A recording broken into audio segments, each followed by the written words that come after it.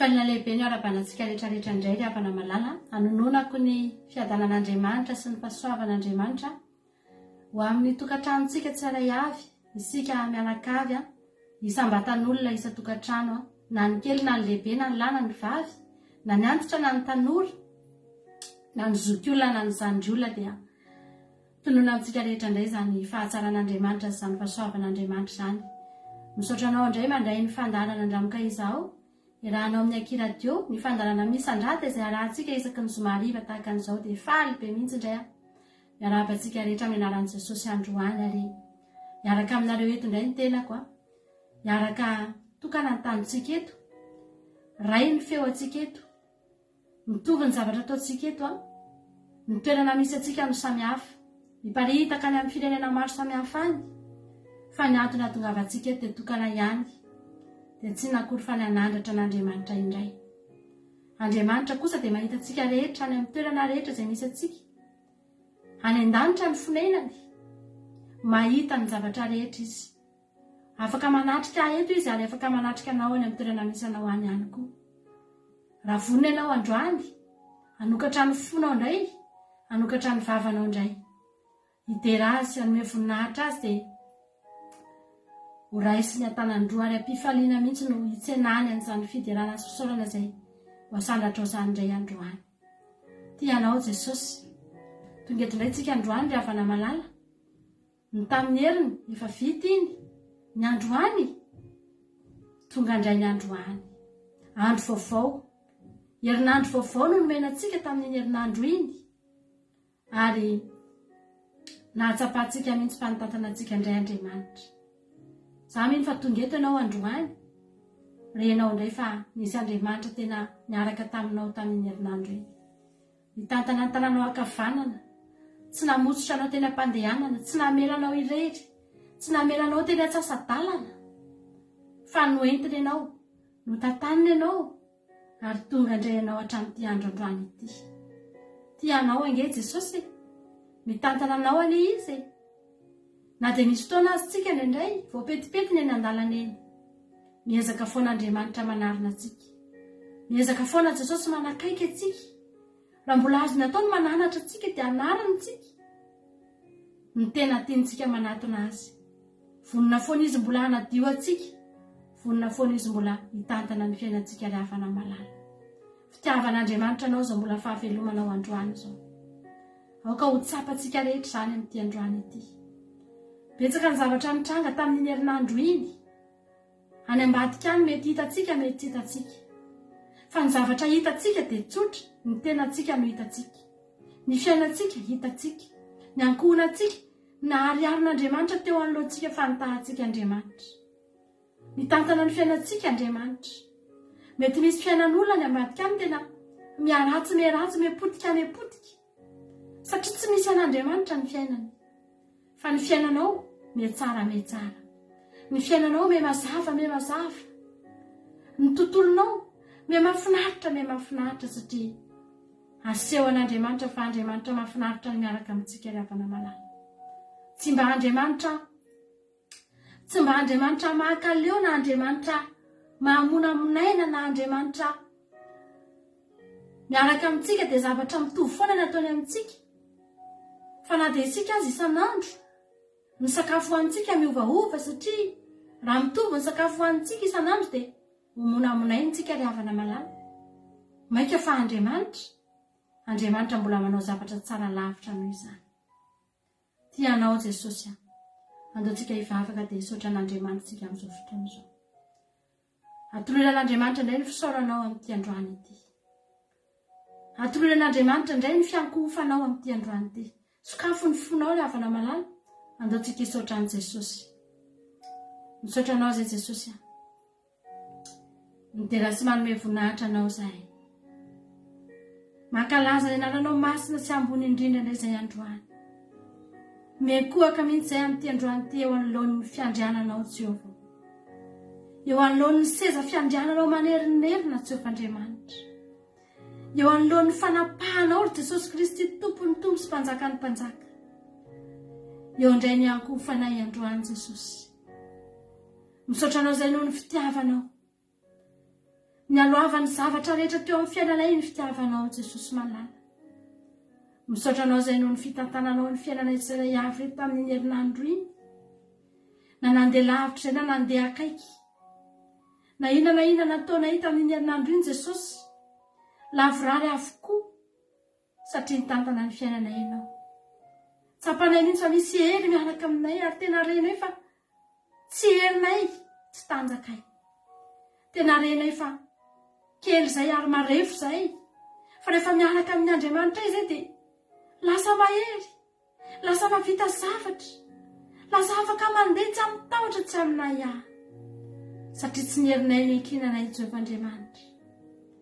Notoriana taminay ny Salamo 150 mary. Hantena marina Jehovah Andriamanitra. Manao amen izay satria mbola tianay ho tanteraka indray fa ny tena marina efa notanterahanao taminay ireny. Efa notanterahanao taminay avokoa ny Salamo 150 Jehovah Andriamanitra. Fa niaranay teo ambany elatrao ianao. Nanafranay teo ambany elatrao ianao. Ianao ny batery fiarovana anay. Ka na dia nisy lavo, 100 sy 1000 sy aman'alina aza nanodidina anay Jehovah. Ndreto izay fa mbola tonga eto androany. Satria no hamarinanao tokoa fa nijery maso fotsiny ihany izay Jehovah Andriamanitra. Nitazana fotsiny ihany nataonay dia nahita fotsiny ihany. Fa tsy nisy niatra taminay ireny lozy ireny na dia iray aza Jehovah. Androany izay tonga eto, hideranao, hisaotranao Jehovah Andriamanitra. Ankalazanao Jesosy Kristy Tompo noho ny famindramponao izay tsy nitsahatra nidina taminay tamin'ny herinandro iny. Na maraina na hariva Jesosy dia nidina taminay izany famindramponao izany. Mankasitraka anao zahay fa tena tianay ianao. Hamarinanao aminay isan'andro. Fa tsy avy antsony marina tokoa ianao fa mpanota mba hibebaka. Dia ndreto izay Jesosy, mpanota avokoa izay rehetrarehetra reto. Tsy mendrika avokoa izay rehetrarehetra reto. Fa noraisinao Andriamanitra satria tianay ianao. Nasehonao ary namarinanao ny teninao. Fa tonga ianao hiantso anay. Misaotra Jesosy. Meteza ianao hisanatra indray amin'izao fotoana izao. Meteza ianao hiankofanay indray amin'ity androany ity. Tsy manana zava-manitra sy miora entiny eto anatrihanao izay Jesosy. Fa ny fonay no mioranay ho entina eto androany ny fideranay no zava-manitra entina eto androany tianay mba hamerivero eo amin'ny seza fiandriananao zany Jehovah-Andriamanitra tianay mba hanakoahako eo anoloanao zany aleloia misaotra indrindra Jesosy amen tompo malalako haleloia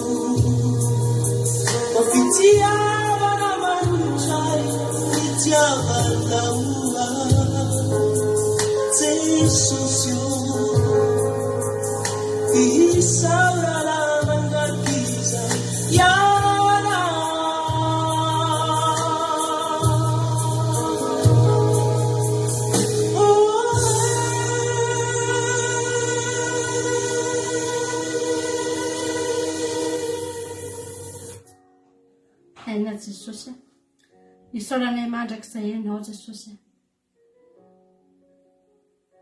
nalaiky nidina ianao Jesosy nidina ny taminao manontolo nidina ny voninahitra ao, nidina ny toerana misy anao,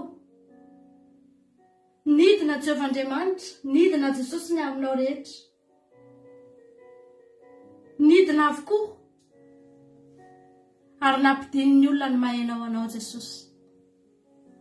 Noho ny aminay enge zany Jesosy malala, androany izay teny hiteranao mandrakizay zay. Misaotra anao tamin'ny 3 taona sy tapany nanekenao nidina tety Jesosy, misolo ny fahotanay. Misaotra anao Jesosy nanaiky, niaritra ny esoeson'ny olona sy ny ratrapo, nataon'ireo olona izay tsy mba nino anao, nataonay taloha, naniratsina anao. Misaotra fa naharitra n'izany ianao Jesosy. Ankehitriny tonga kosa ny fotoana tsy faniratsirana no aterina eo anao, tsy tena marary no entina eto, tsy tena mandratra fo no entina eto androany. Efa vita reny, fa raha tonga eto kosa izay androany Jesosy, fiankohofana no aterina eo anao, fiderana no aterina eo anao, ary fiderana miavaka sy fiankohofana miavaka satria tsy ataonay amin'izaniza fa tsy anao rery ihany. Tsy omenay n'izaniza Jesosy fa ianao rery ihany. Amen. Ndretiko izay mba anisan'ny olona resy lahatra ny amin'ny fahalebiazana, anisan'ny olona mba resy lahatra koa zay, ka na dia mahafoa azy zay taloha, nanana ny hevitra sy ny mombanay, nitazona ny mombanay, ankehitriny babonao zay Jesosy, resinao zay Jesosy, tonga tao anatrehanao zay fantatra efa raha zay fiderananay Jesosy, raha lanjaina ny fideranay Jesosy, raha tombatombana na ny tombambidi ny fideranay Jesosy, kely dia kely eo anatrehanao zany. Fa fantatray kosa nefa androany fa mila manao an'izany zay, mba tonga eto koa zay ekohaka aminao, fantatray fa eo alohana eo, efa feno anjela nalikisa mekohaka aminao eo, efa be dia be mihitsy ao an-danitra ao Jesosy, manaja anao. Eo alohanay zany zay, aty arina aty amin'ny farany arina no misy anay, fa na dia aty amin'ny farany arina azy zay Jesosy, ekohaka ihany zay satria fantatra efa hitanao zay, hitanao ny toerana misy anay tsy anay avy, eny hitanao ohatra ny anatin'ny fonay lalina, hitanao avokoa Jehovah'Andriamanitra zay rehetra mba hataonay amin'ity androany ity Jesosy. Angatanainao androany mba ety niankohofanay, tahaka ny netezanao niankohofan'le boka rehefa niverina izy, sitrana tamin'ny ampokany izy dia niverina ka nekohaka teo an-tongotrao. Meteza koa ianao androany Jesosy mba niankohofanay. Alleluia. Omenainao ny voninahitra Jesosy, misandrahata Jesosy io, misandratana amin'ny toerana ambony famendrika anao zany. Amen. Jesosy malala. Halleluja.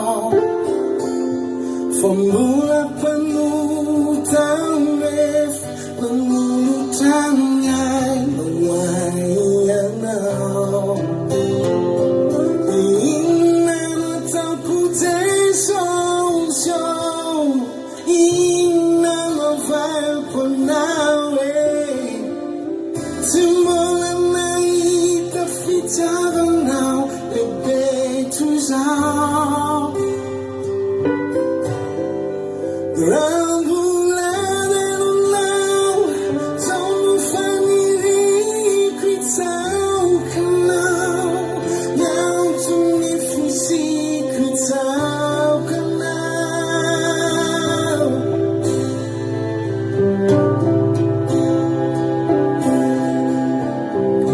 一走看老，要去哭也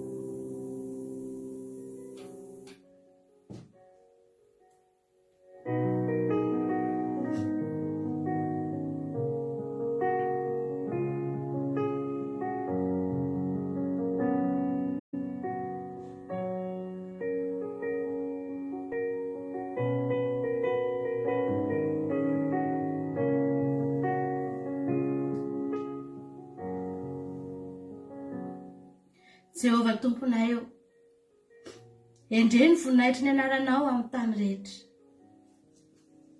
Nataonao eny amin'ny lanitra ny voninahitra ao. Avy amin'ny vavan'ny ankizy madinika sy ny nono no nanorenanao hery. Noho ny mpandrafy anao, mba hampanginanao ny fahavalo sy izay tahamaly ratsy.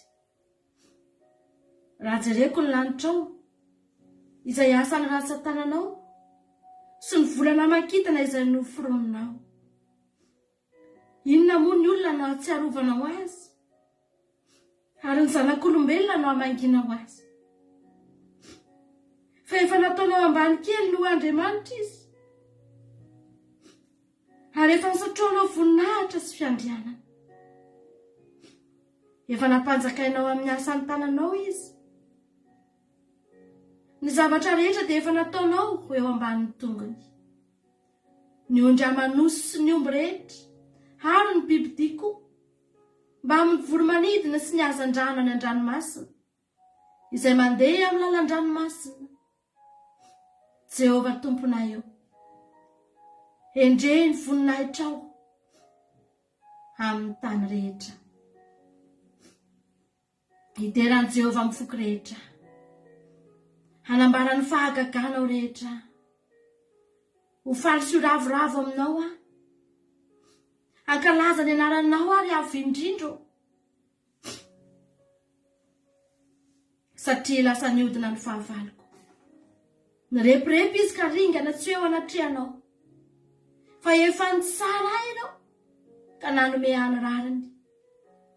Mipetraka eo amin'ny seza fitsarana ianao, ho mpitsara marina.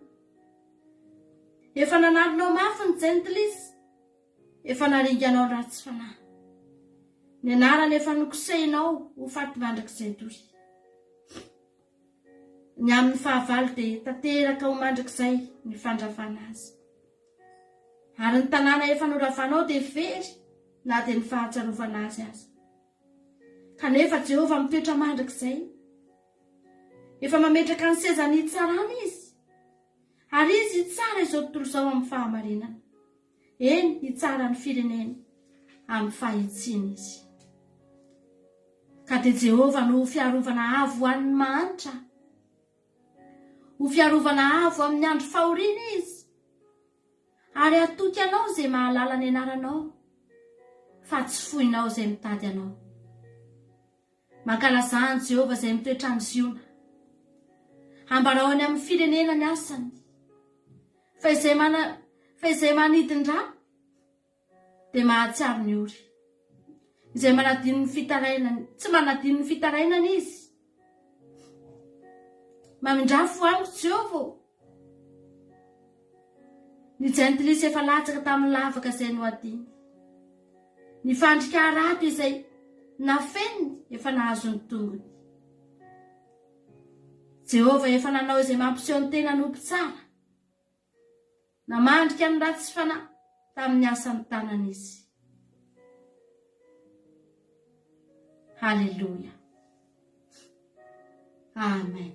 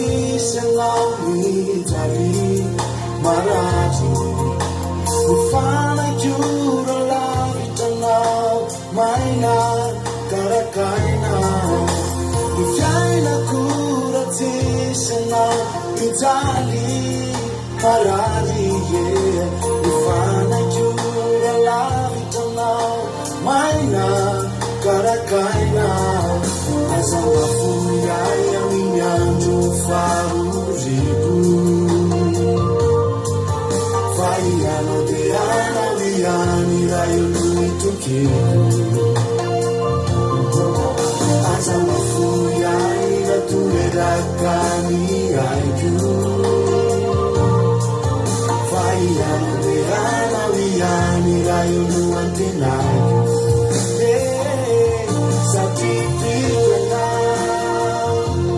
Sacrificanao, sacrificanao, fiarovako manakizay. Sacrificanao, sacrificanao, sacrificanao, fiarovako manakizay.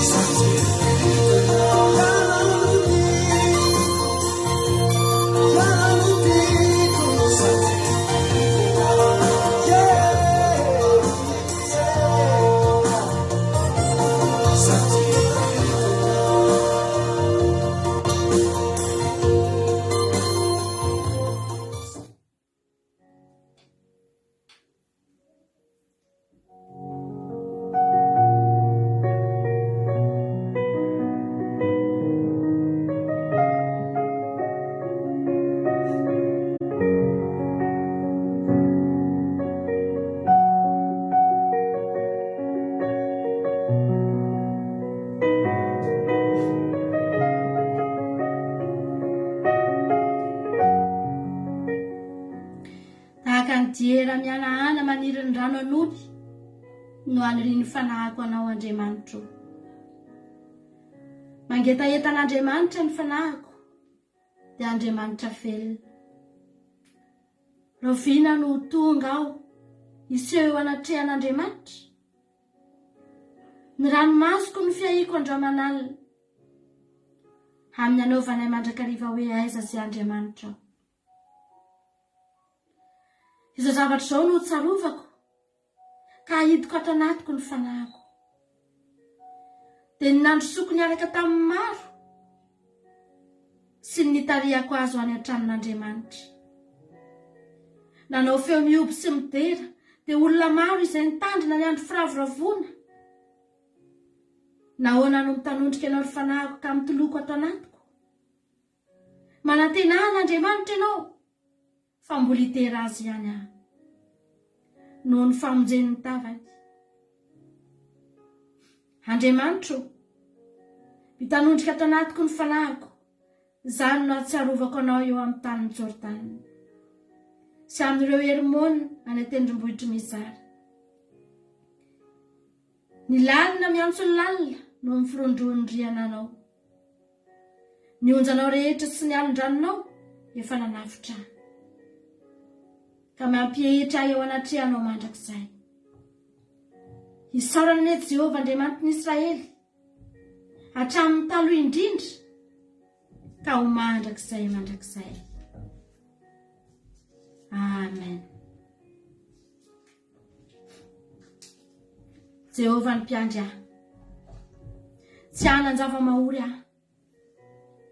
Mampiandry ahy amin'ny ahy maitso izy, mitondra eo amorony rano fialan-tsasatra izy, mamelombelona ny fanahiko izy, mitarika ahy amin'ny lalan'ny fahamarinana noho ny anarany izy. Eny na dia mandeha mamaky ny lohan'ny saliko ny fahafatesana aza dia tsy atao tranoloza fa hainao no aho. Ny tsorakazonao sy ny tenao reo ny mahafatahotra ahy. Mamelatra natabatra eo anoloko eo mason'ny fahavaloko ianao.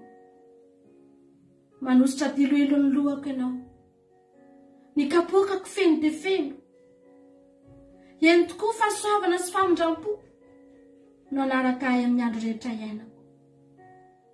Dia hitoetra ao an-tranon'i Jehovah andro lava ahy.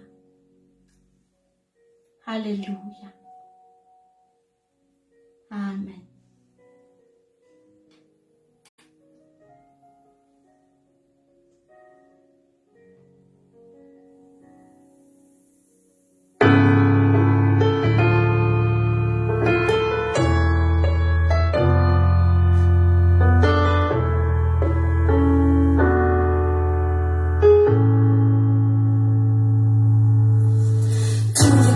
Cheer now, sigh.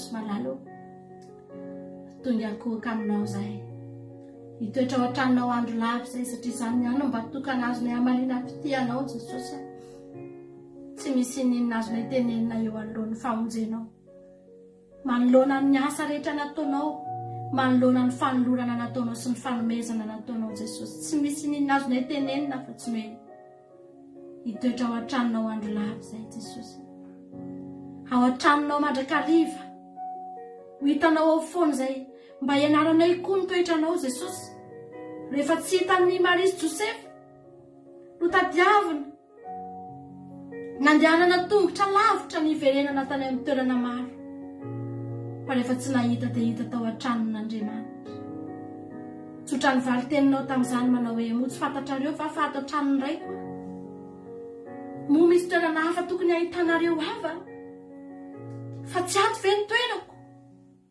tsy ato ve ny tranoko tsy ato ve ny toerana tokony ahitanareo aho mba hanaraka ny dianao zay Jesosy tsy hitanao any amin'ny bara tsy hitanao any amin'ny boîte de nuit tsy hitanao any amin'ny toerana maro samihafa any fa ho hitanao ao an-tranonao Jesosy mba hitoetra ao andro lava koa zay tsirairay avy reto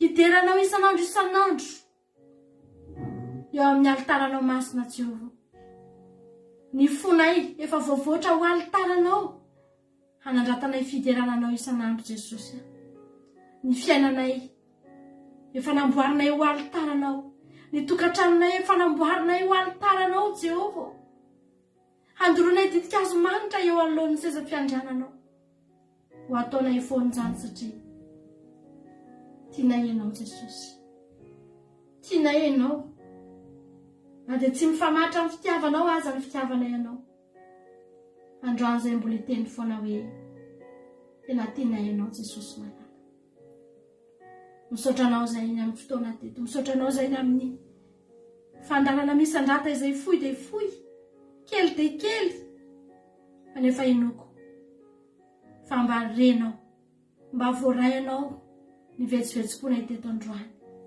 misy olona teto nandray valim-bavaka Jesosy tonga nideranao teto izany olona izany ary tena inoko fa nanokatra ny fony nanandratra ny feo nanandratra ny tanany misy teo anatrehanao ny teny misaotra Jesosy haleloia nandray valim-bavaka zay misy olona teto Andriamanitra tena natsapa mihitsy hoe nosotranonao tamin'ny aretina misy olona teto Andriamanitra tena natsapa mihitsy hoe narovanao tamin'ny loza inoko sa tenaiko fa nanandra-peo zany olona zany tena tokantrano tany teny misaotra Jesosy misy olona teto tena mahatsapa mihitsy hoe olona tsy tokony hafantatra an'izany anaranao zany akory tsy tokony antso anao zany akory na dia nanona ny anaranao aza na asa daikatra fa ankehitriny tonga eo anatrehanao aleloia zary lasa fahazarana ny manonona ny anaranao zary lasa tsy mampiemitra intsony tsy mampianahana intsony ny manonona ny anaranao fa zary lasa eo ambavana isanandro ny anaranao Jesosy io misaotranao zay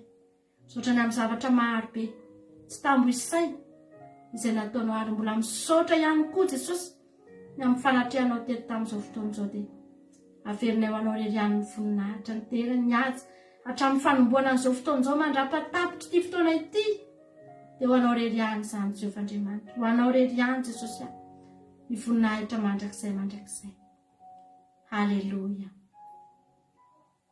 amen.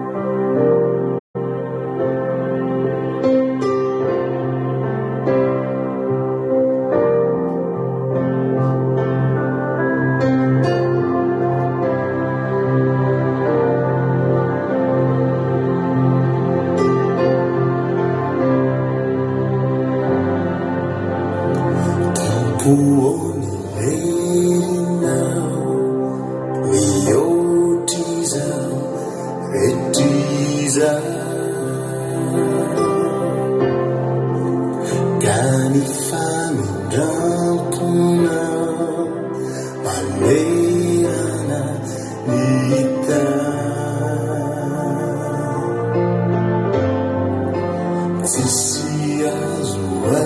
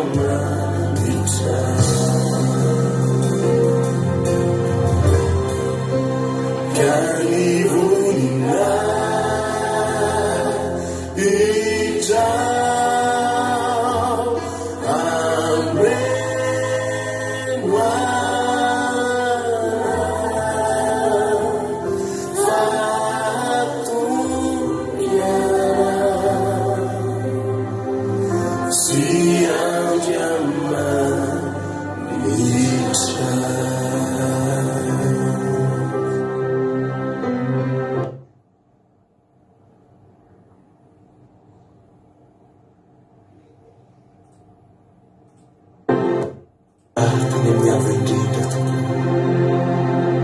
misandrata amin'ny voninahitra rehetra misandrata tompo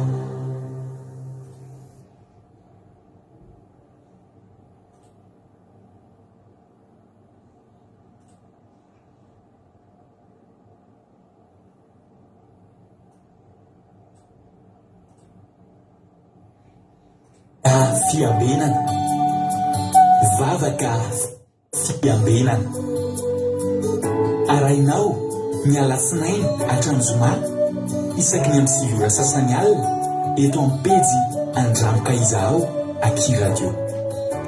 Vavaka fiambenana, vavaka fiambenana. Apokalipsy 3:20 ary nahita aho fa indro ny tanàna masina dia Jerosalema vaovao nidina avy any an-danitra tamin'Andriamanitra, voaomana tahaka ny ampakarina efa miaingo eo amin'ny vadiny. Vavaka fiambenana, vavaka fiambenana. Arainao ny alatsinainy hatramin'ny zoma isaky ny amin'ny 9 sasany alina eto amin'ny pejy Andramoka Izaho Aky Radio. Vavaka fiambenana, vavaka fiambenana. Alléluia. Amin'ny fivelina lehibe raha lasana bambalala no ianao amintsika amin'izao fotoana izao dia faly be ny tena komena aminao eto. Anjarako indray no miditra eto androany miaraka amintsika tsirairay avy anatin'ny fandarantsika vavaka fiambenana. Vita izay ny fandarana izay nentin'ny mampionina mombony tamin'ny misy sandrata. Dia miaraka amiko eto indray nareo manomboka eto anatin'izao fandarantsika vavaka fiambenana. Dia tahiny tompo isika menakavy dia manona fiadanana tompo amintsika rehetrarehetra, ary dia ny fiadanana tompony anapaka anatsika tsirairay avy izay tonga sy tratrantsy eto indray amin'ity androany ity. Dia hoy mantsy anao hoe marita hatramin'ny farany fa miditra amin'ny iray adiny iray sasany manaraka indray tsika zao mifampaizantsika amin'ny alalan'ny hira, amin'ny alalan'ny tenin'Andriamanitra, amin'ny alalan'ny vavaka ihany koa. Ka dia tahiny tompontsika rehetra miarabantsika menakavy Marinaty Ana, Kadaka Malala, Itody Ramonso, Kodanela, Soameva, Zamina, camarade de Zeus, Loblitina, Elizatsiala, Jonatana, Miaja, Kodanela, Andondry, Randrina Marie Charline, Lina artisanale de Madagasikara, sy nareo izay rehetra ny ambony Lazanaso Sylvie, Rodine Marie, Rolianis, tahiny tompontsika menakavy marita hatramin'ny farany, tahiny tompo daholo. Melohan'ny zavatra rehetra aloha dia andao aloha ivavaka isika indrolo ampirantsika ampiran-tanin'Andriamanitra ty fandarana vavaka fiambenana ity.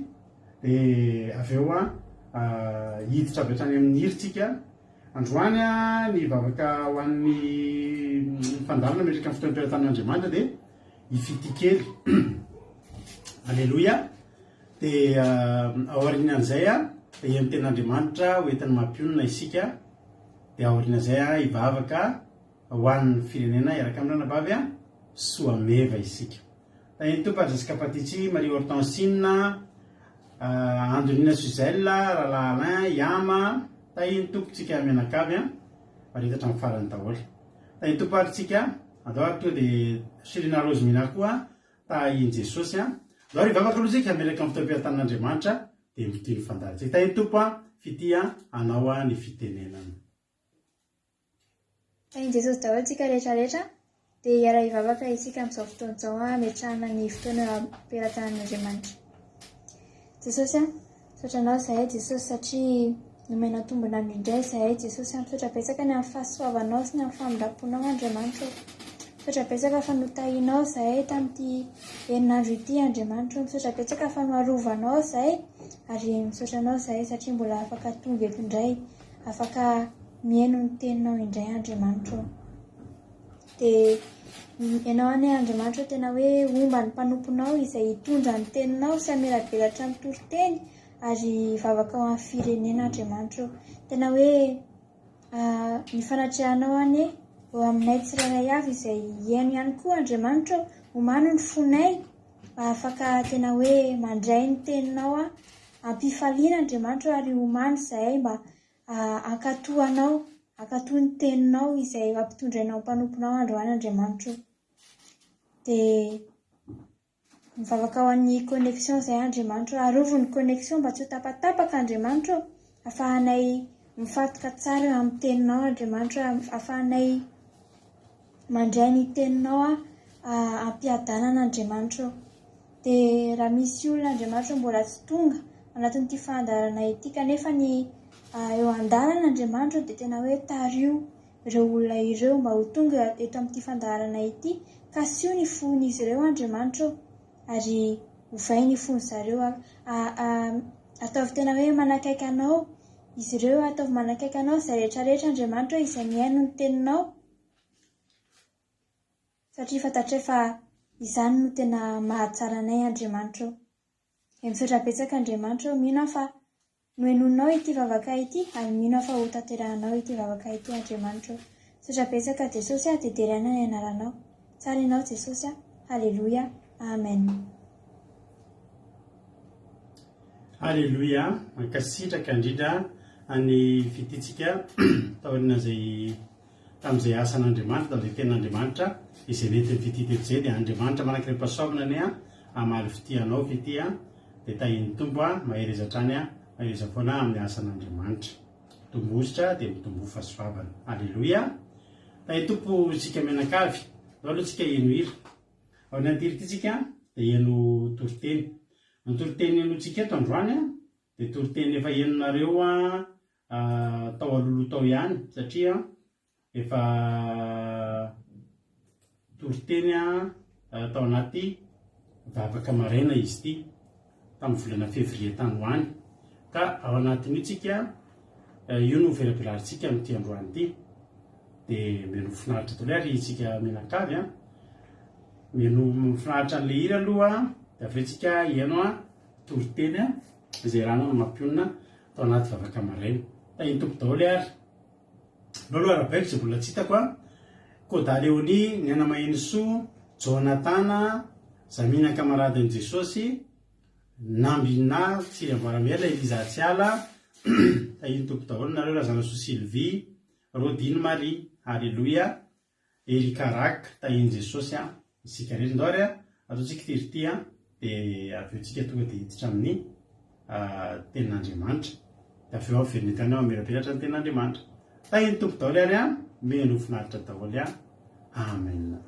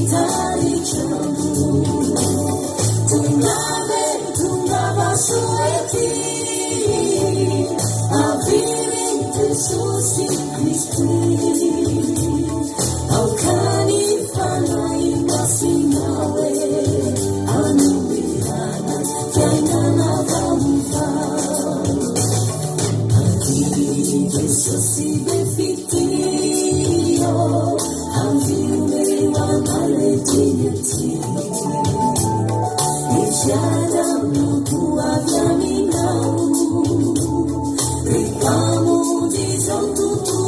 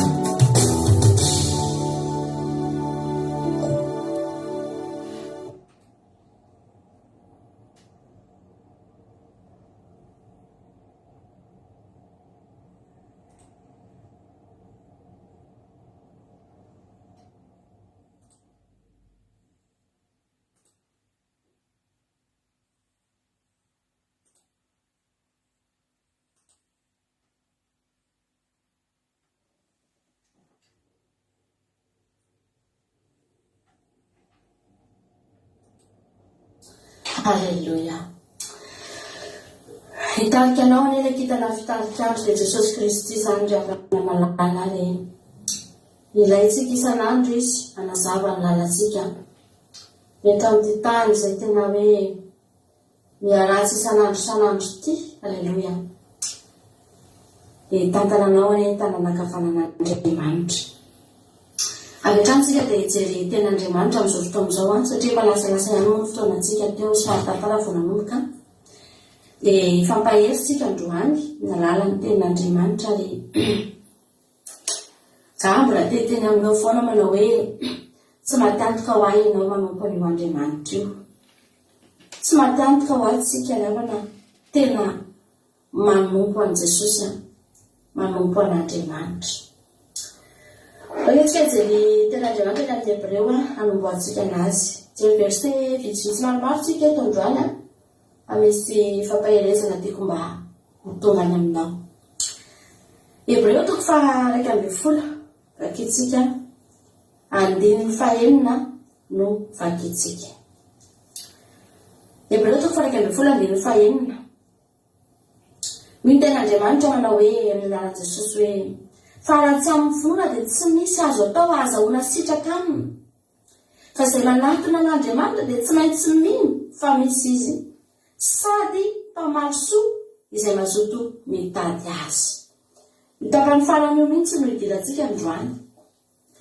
Misy Andriamanitra sady mpamaly soa izay mazoto mitady azy. Tsy hoe mamaly soa fa tena mpamaly.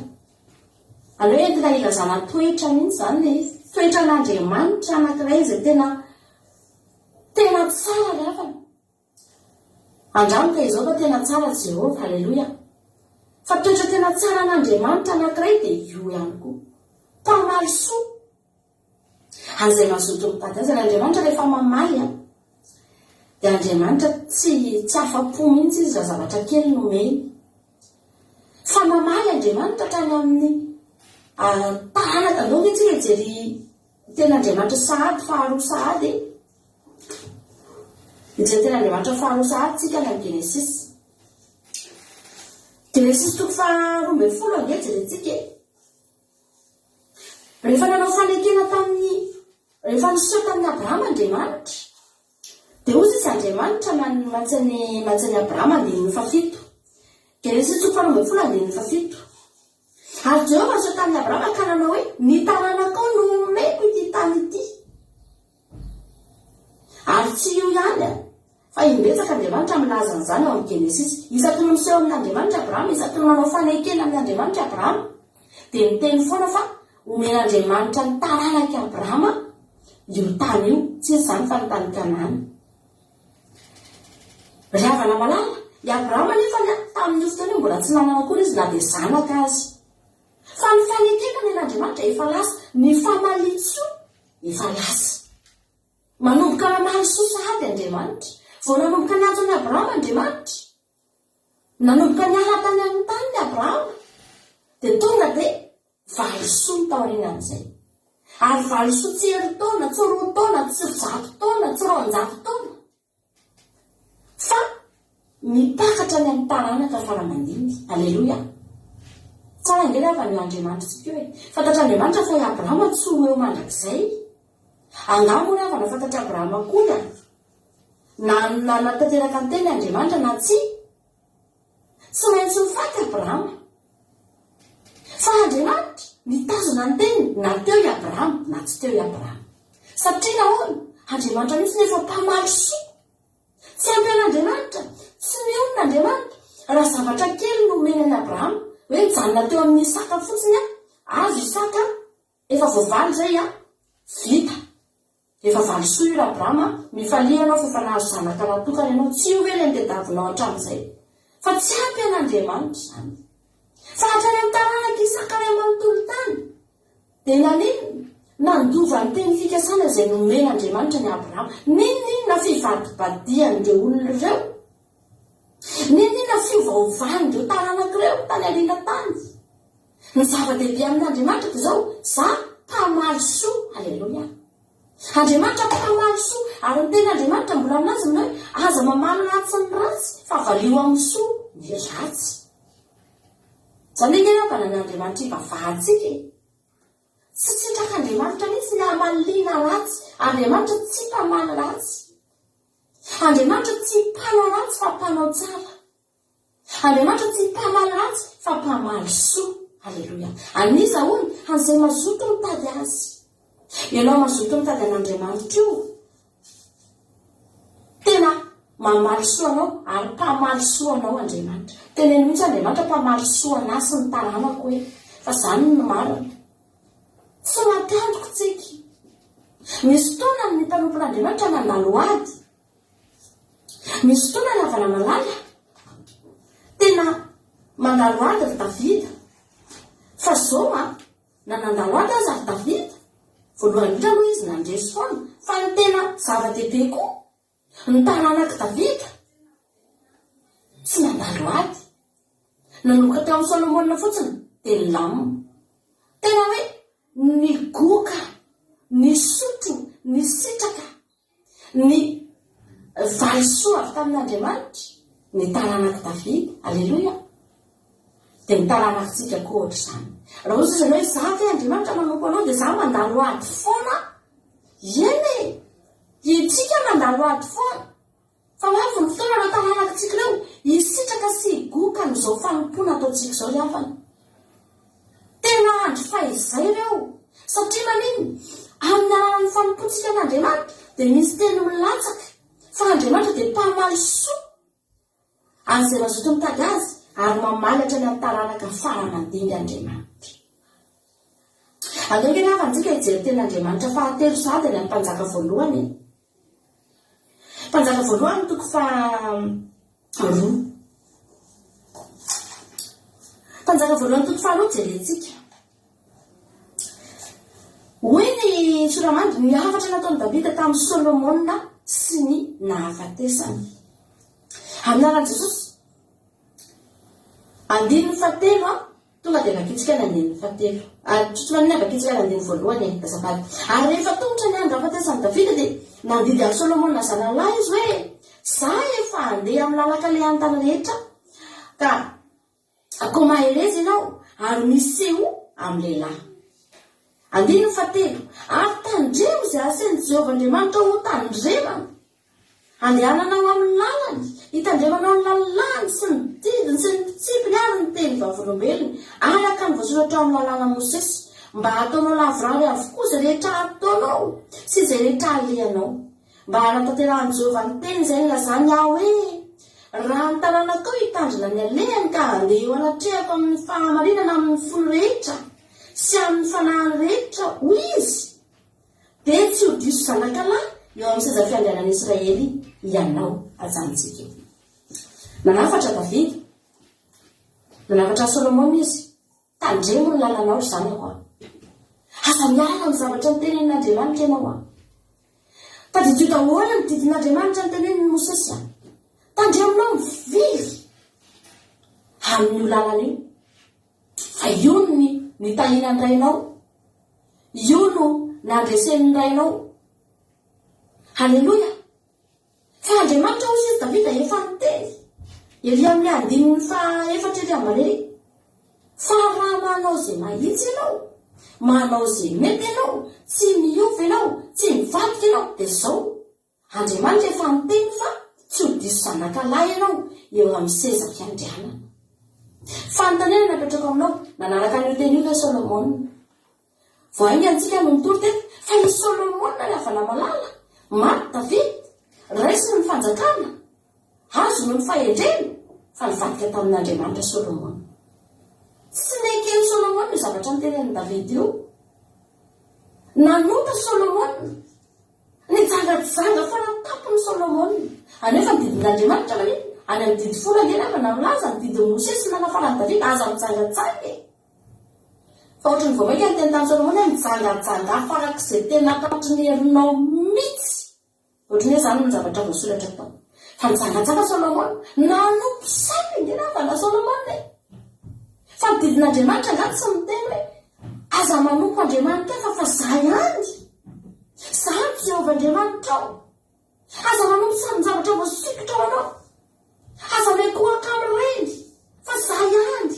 Didy firy zany no nidikany Solomona raha niafatra napetraky Davida.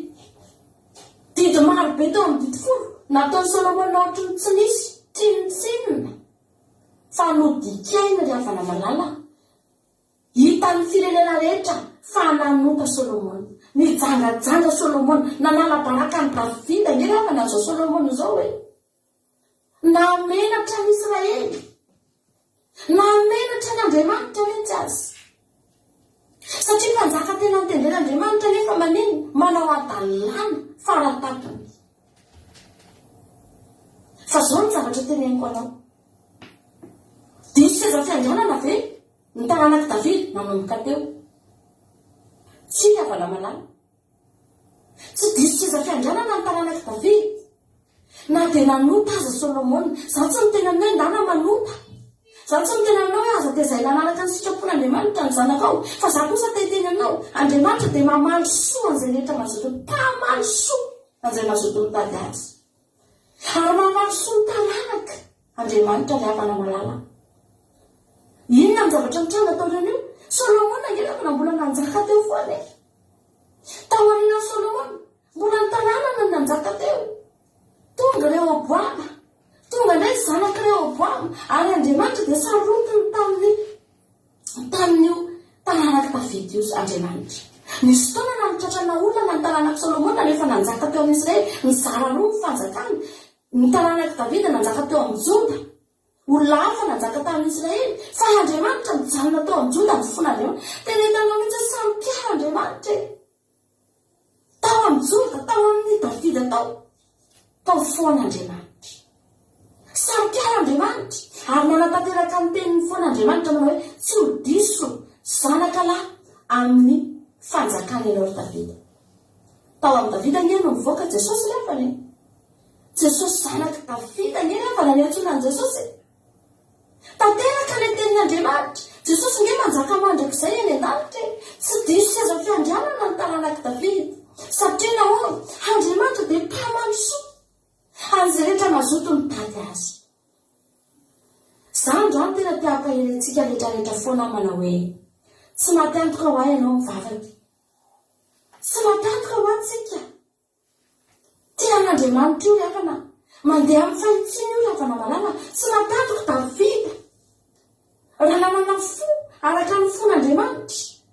nanaiky an'Andriamanitra tamin'izay namehany rehetra tsy mantantika Davida satria nahoana tanteraka foana ny tenin'Andriamanitra. Raha io tenin'ny Solomon io tenin'ny Davida tamin'ny Solomon io ka avana malala hoe raha ohatra ianao ka tsy mandeha raha mandeha amin'izay lalana tsara ianao dia tsy diso fanjakana ny taranakitsika fa raha vao mivily ianao dia very dia inona raha avana malala nanomboka teo amin'ny Solomon anga zany dia efa tokony tsisy nanjaka teo amin'ny Israely intsony ny taranaky Davida very seza fiandrianana tanteraka satria nahoana ko olona mpanomosary olona mpitsangajanga manala baraka an'Andriamanitra mamenatra tokony very ary tokony tsisy nandovatsony ny taranaky Davida nanomboka teo fa mahavariana zany natao hoe Andriamanitra tsara le hafana ary tsika tsy mahita Andriamanitra ohatry ny io atsika fa tena teteny aminao tsy misy le hafana malala na hoaizy tsika na hoaizy mahereza sy matanjara ianao manompo an'Andriamanitra fa misy valiny lehibe ny zavatra ataon'Andriamanitra anao io ny zavatra ataonao io misy valiny lehibe io le hafana malala. Halleluja. Raha ijery tantara hafa tsika iavana inona kosa mba nataony ndreo hoe tsika mba hijery tenin'Andriamanitra le havana malala raha hijery antsika amin'izany hoe mba inona kosa le havana malala no nataony Farao amin'ny olona nahitany soa. Andriamanitra nanompo anazy reto mpanompony reto nanaraka an'izay niteneniny fotsiny ireo dia tonga dia nandray valim-pity nandray valisoa hatramin'ny taranaka faramandinika nanao ny sitrapony fotsiny ireo tia azy ireo dia nandray valim-pity. Halleluja. fa ndreo hoe tsika jery tantara inona raha fa mba nataon'ny Farao ny zanak'Israely tamin'ny tao aorian'ny nahafatesan'ny Josefa.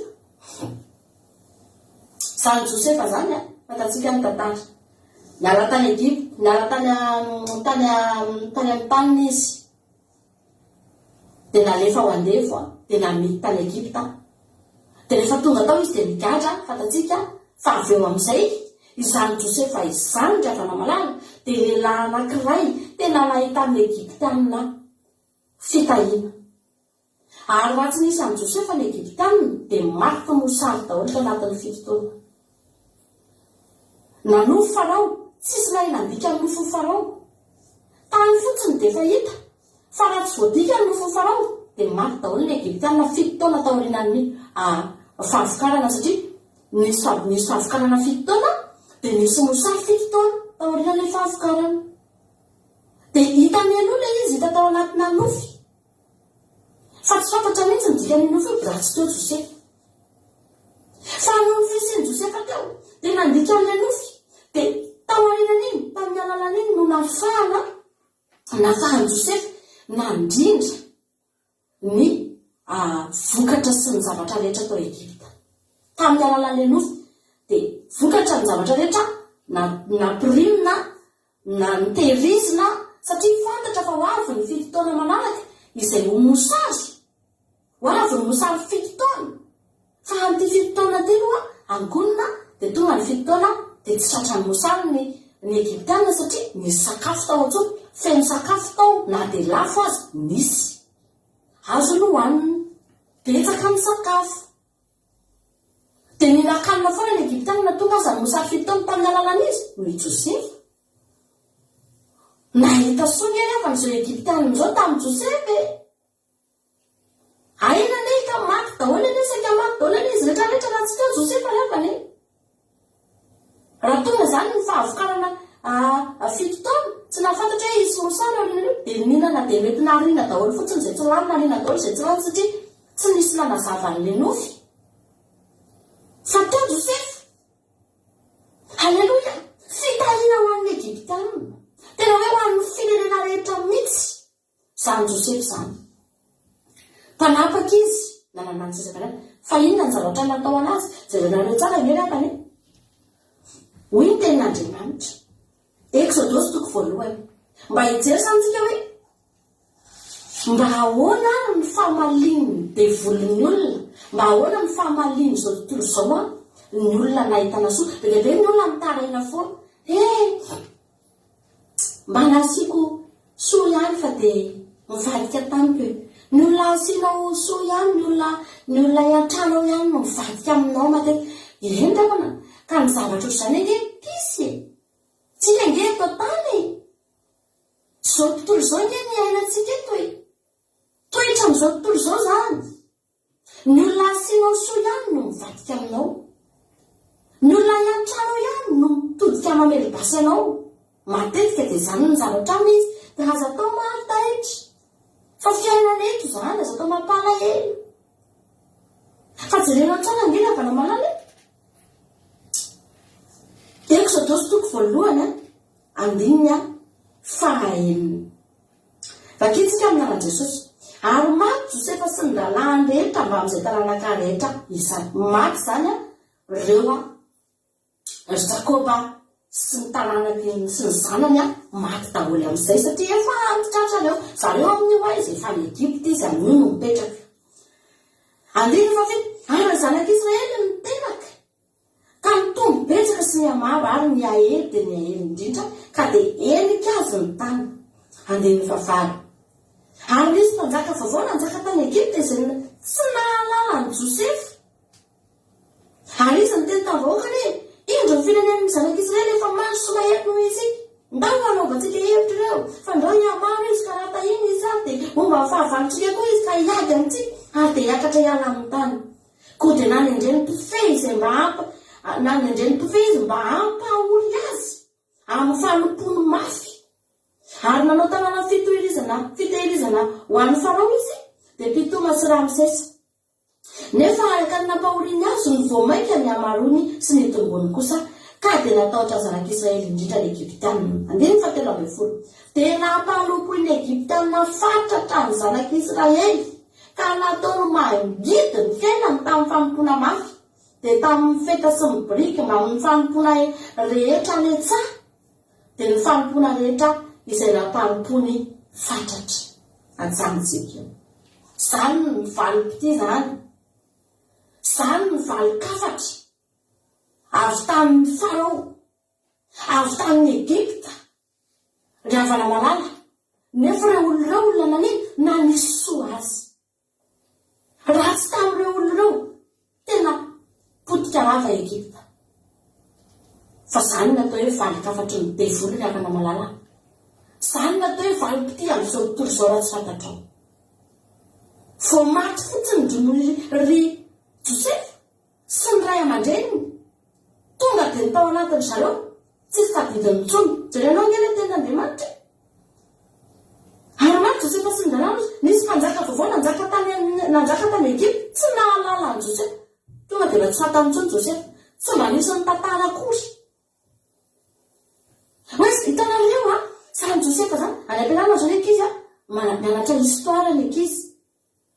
Dia fatarina daholo ny histoire ny tantarana Frantsa hoe iza ny nanaotro zao maheno foany alina tamin'ny taona zao sy ny sira dia mahafantatra ao zany hoe aiko izy zany Jeanne d'Arc zany ohatra.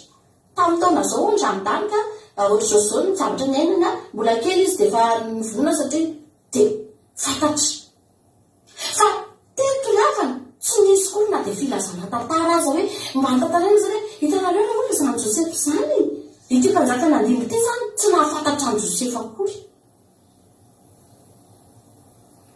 Raha mba nitantaraina fotsiny ny zavatra nataon'i Josefa sy raha fianakaviany ireo Israeliana tonga tao reo hoe tsika nge raha izy tena saika maty tsika nandritra ny fitoana nisy mosary raha tsy nisy azany Josefa zany.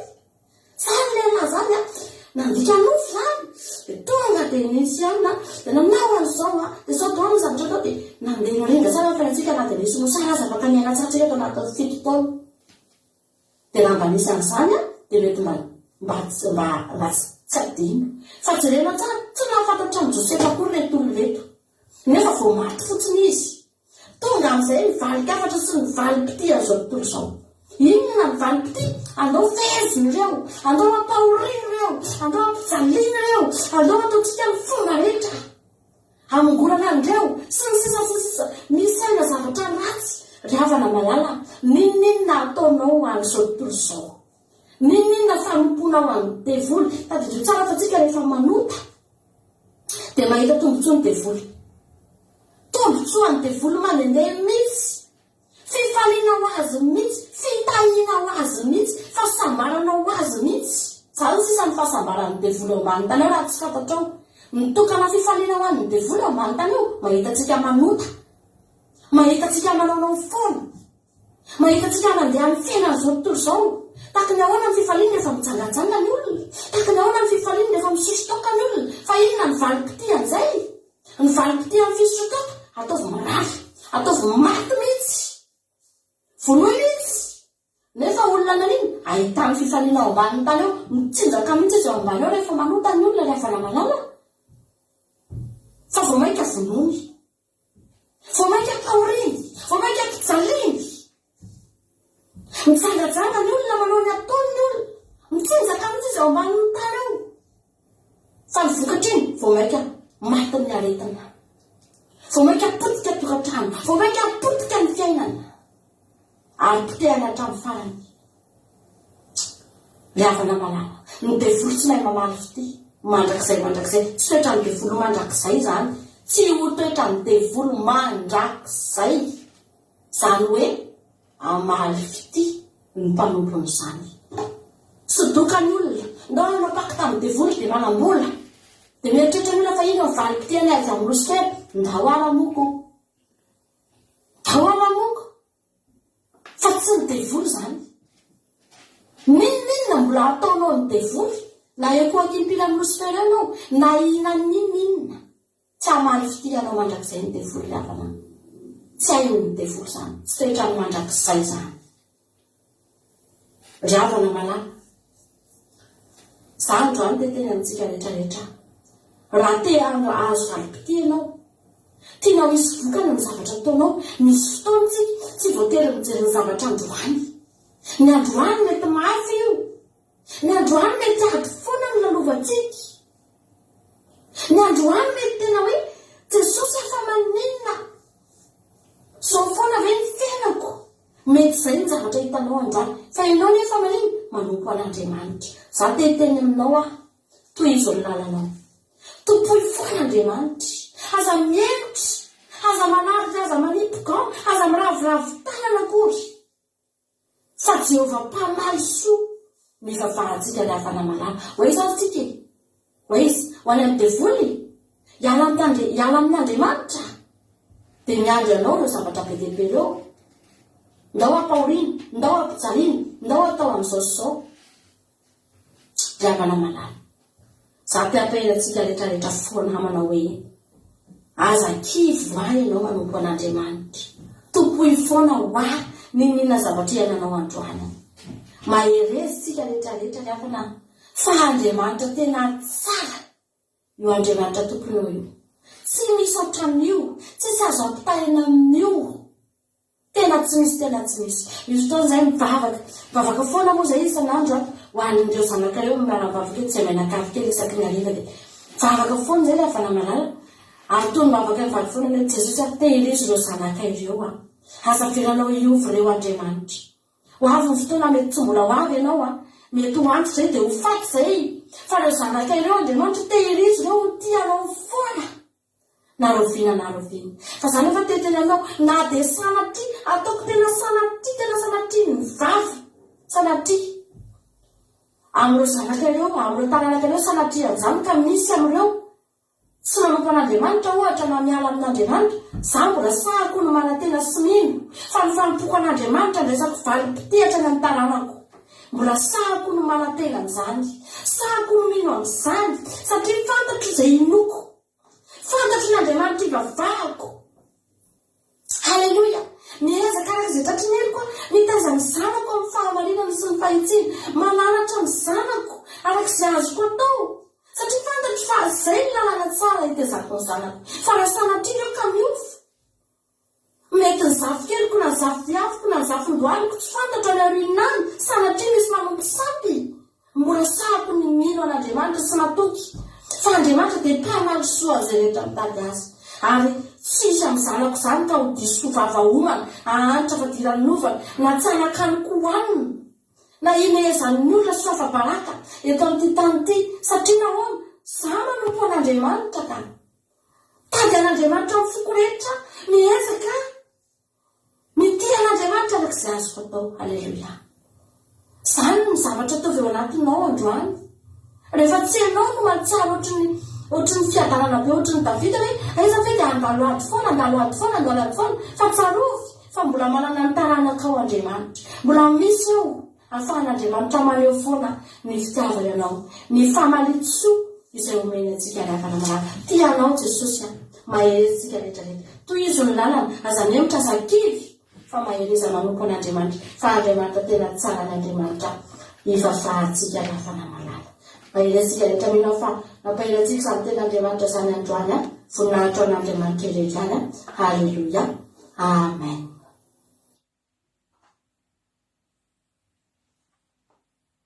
Alleluia. Makasitraka ny mampionitsika tanatin'izay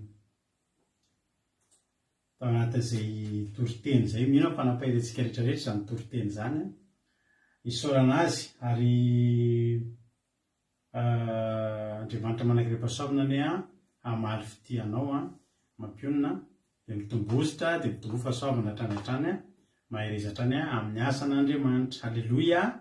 Misaotra anareo rehetrarehetra ihany koa mankasitraka azy, mampahery azy ireny fankasitrahana ataonareo ireny. Dia tahiny tompo i ranobavy Geneviève Mananjara, Andoandry, Wendy, ireo mbola tsisy narabaiko teo daholo. Angelina Rodriguez, tahiny Jesosy, Eliza Tsiary efa narabaiko, ny akoatr'izay efa naranabavy. Tojo mbola tsy narabaiko, Angelina Diamant, Tonga Sora, Norso Olga, Sandola, sy nareo izay be tany ambony mbola tsy voarabako ialako tsiny dia tahiny tompo dia tonga soa daholo. Alleluia. Tohizo ny lalanao, tsara zany teny zany. Tohizo ny lalanao, aza mitsahatra, aza mijanona, efa makany amin'izy io. Alleluia. Dia tohizo ny lalakalehantsika. Alleluia.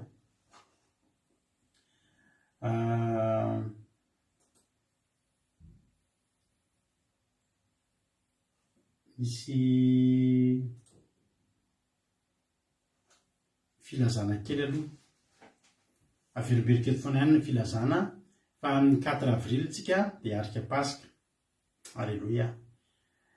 Amin'ny 4 avril ifo 5 avril talata ifo alarobitsika dia antanteraka Pasika isika. Pasika arabaipolo efa fankalazantsika isan-taona moa Pasika. Alleluia. Dia izao sady dia efa manentana antsika satria vetivety zany dia ho avy efa tsy ho ela sady zao dia sasaka ny volana Marsa, nefa voaviana ny faran'ny volana Février. Midika an'izany tsy ho ela dia tonga ny faran'ny volana Marsa dia efa midika fa miditra amin'ny Pasika sady isika rehetrarehetra. Anaty Zoom ny antanterantsika Pasika.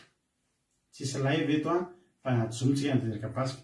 Izao sady nareo dia efa mpimanina fa izay rehetra hiditra amin'ny gropy miaraka aminay eto anatanteraka ny Pasika, hitandrina Pasika moa zany, dia omeko daty kely nareo. Amin'ny 4 avril talata ny Pasika. Dia anareo zany ny 31 mars ny zoma ohatran'izao zany, zany hoe amin'ny rotokom-bolana androany dia misy amin'ny herin'ny androany, misy amin'ny tapabolana androany, dia amin'ny rotokom-bolana androany no milaza amiko dao izy hiditra hitandrina Pasika dia hanokafana gropy isika rehetrarehetra. Alleluia. Dia ao tsika miaraka mifampahery ny zoma ho arivo ohatro dia efa atsanga ny gropy io ny dikan'izany dia izay rehetra ao anatin'ny gropy io ka maniry hitandrina sabata iraka aminay ny sabata 1er avril. Raha amin'izao tontolo izao dia fetin'ny lainga fa ho antsika dia andro masina Andriamanitra.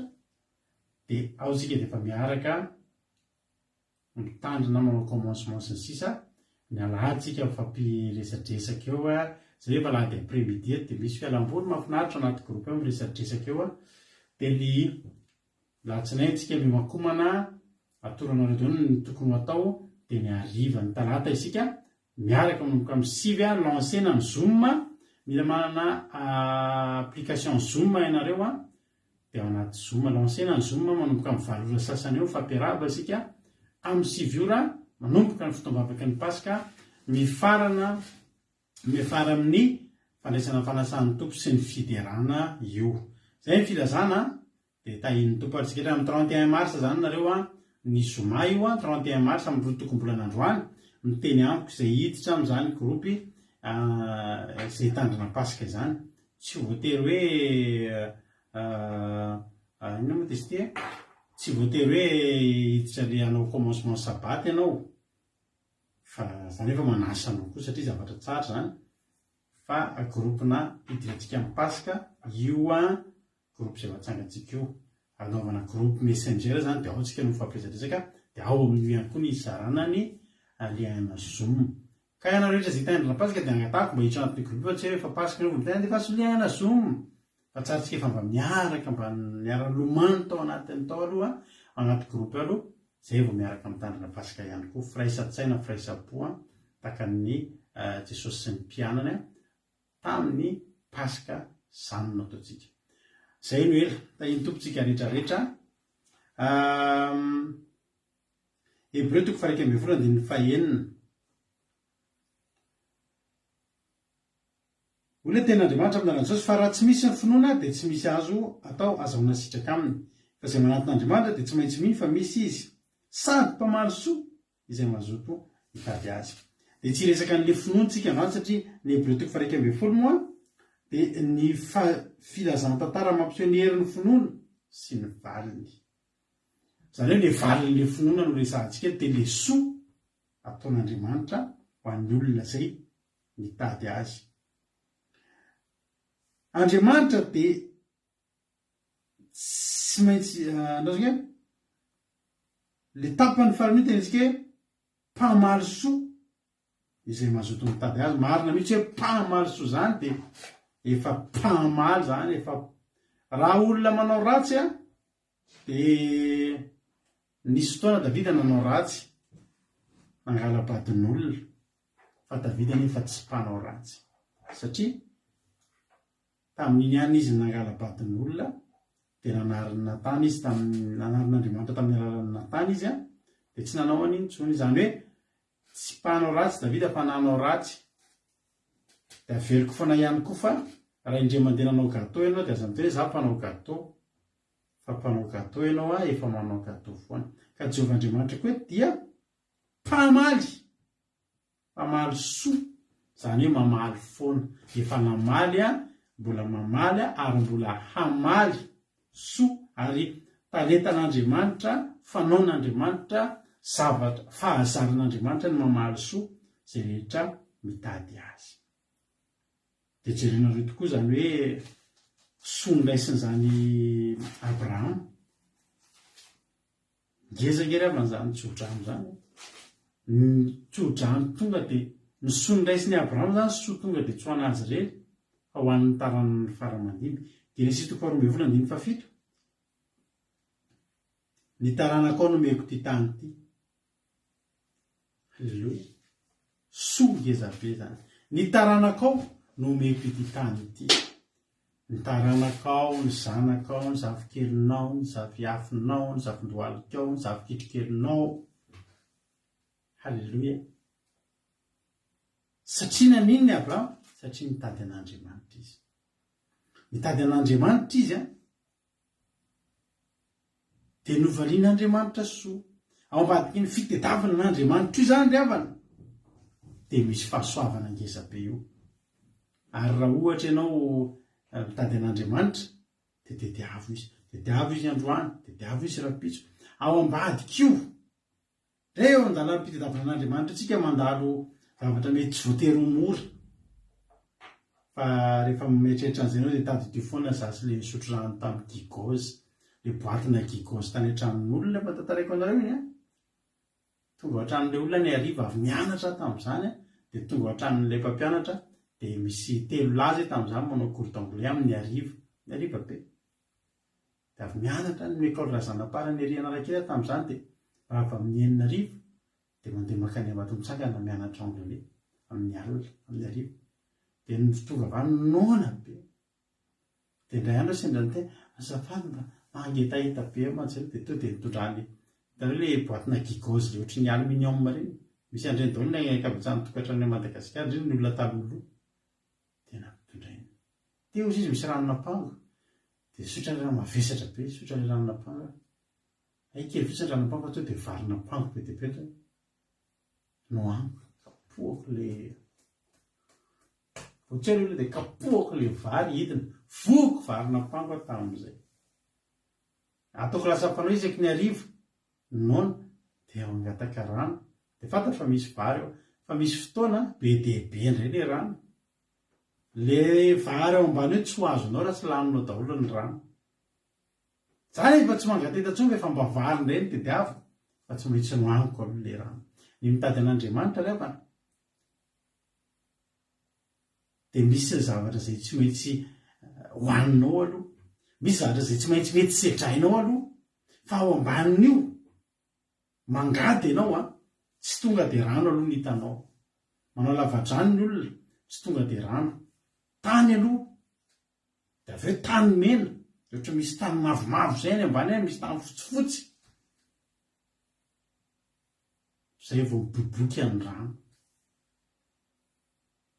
tahiniko tany mena tahiniko tany mavo tahiniko tany ravo eny fa tsy maintsy mandalo amin'ireo aloha ianao misy rano miboboky ao ny mitady an'Andriamanitra tsy mitady an'Andriamanitra ndray andro ary zany ma tonga le ten'Andriamanitra miteny hoe izay mazoto satria mila fahazotoana ny mitady an'Andriamanitra na tsikety fotsiny ary fahazotoana nge zao miaro tory ataontsika izao fahazotoana nge zao ataontsika izao hoe hoy ten'Andriamanitra hoe mpamahaly soa izay mazoto mitady azy izy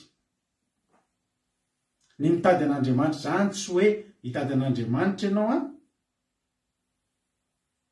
amin'ny valokatra amin'ny sivy tsy hitako fa mitady an'Andriamanitra zany mandra-pahitanao azy dia mitady ary mila fahazotoana zany fa raha mitady mazoto mitady an'Andriamanitra tsika dia Andriamanitra mamaly soa atsika marina mihitsy le resaka teo hoe ny devoly indray tsy mamaly soa zany tany amin'ile exodosy totoko nge ravana rajerentsika ny exodosy toko voalohany exodosy toko voalohany maty Josefa maty ny rahalahany tsy toetsony ny taranaka fa tsy nisy tokoa mafatsiarovana zany soa nataon'i Josefa zany ny soa nataon'i Josefa ho an'ny Egyptianina dia marina mihitsy ny teny mampiona efa maty mosary ny Egyptianina ohatr'izao raha tsy teo Josefa ny amin'ny Genesis 1:24 any ahitanareo an'izany nadika ny Josefa ny nofony Farao ny amin'ny 9:20 dia niteneny fa misy fitotoana ho vokatra be vary ary fitotoana mosareny tamin'ny alalan'ny tolotsaina izay nomeny Josefa nafahan'ny Egyptianina nanango nandritra ny fitotoana dia nisy hoanina sy ny varotra tamin'ny hafa firenena nandritra ny fitotoana ary niakatra be vetivety mihitsy ny fananan'ny Egyptianina tamin'izany lasa superpuissance mihitsy ny Egyptianina tamin'izany noho ny inona ke noho ny tolotsainana lehilahy anankiray fahaizan'le lehilahy anankiray nandika ny nofony io lahy io dia nisy fanahin'Andriamanitra ary Andriamanitra no nampahita azy an'izany nofo zany any ndifa raika mevapolo tena nilokaloka mihitsy Farao roa indray Farao tamin'ny Josefa ino efa nanendranao anapaka ny Egypta rehetra nisory ny Farao hatramin'ny peratra mihitsy tamin'ny tanany dia nataony tamin'ny tanan'ny Josefa zany hoe tena azo lazaina ho prime ministre teo amin'ny tany Egypte teo amin'ny tany Egypta i Josefa saingy izao adinony Farao izay teo anjaka teo aoriana teo zany dia novaliany ratsy kosa le izy novaliany asa mafy novaliany fanandevozana ny soa izay natao azy ry havana malala raha hanao zavatra ianao manao zavatra ho an'Andriamanitra fa raha ny devoliny anaovanao zavatra tsisy soa azonao avaly tsisy soa azonao andrandraina ao avaliany devoly anao zany tsy misy na ray na de ray i Davida tatao amin'ny baiboly dia anisan'ny lehilahy anankiray niavaka ankoatran'ilay Abrahama zany fa fa i Davida ry havana dia anisan'ny lehilahy tena niavaka tamin'ny fandraisana fahasoavana avy tamin'Andriamanitra. Raha misy zany ny olona tena nandray soa betsaka indrindra avy tamin'Andriamanitra tao amin'ny Baiboly dia anisan'ny voalohany amin'izany Davida. Hoy tena Andriamanitra Hébreu 4:25 mpamaly soa izay mazoto mitady azy izy. Ary voaporofo fa Davida koa ny tena mpitady an'Andriamanitra indrindra tao amin'ny Baiboly tao. Ianareo tsara maky ten'Andriamanitra sika Salamo 1:30, Salamo 7:20, Salamo 63 azafady, andiny voalohany.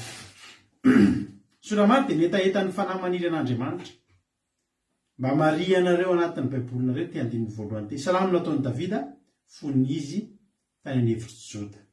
Andiny voalohany, Andriamanitra ianao, mitady anao fatratra, mangetaetanao ny fanahiko, maniry anao ny nofoko eto amin'ny tany maina sy mangetana tsy misy rano.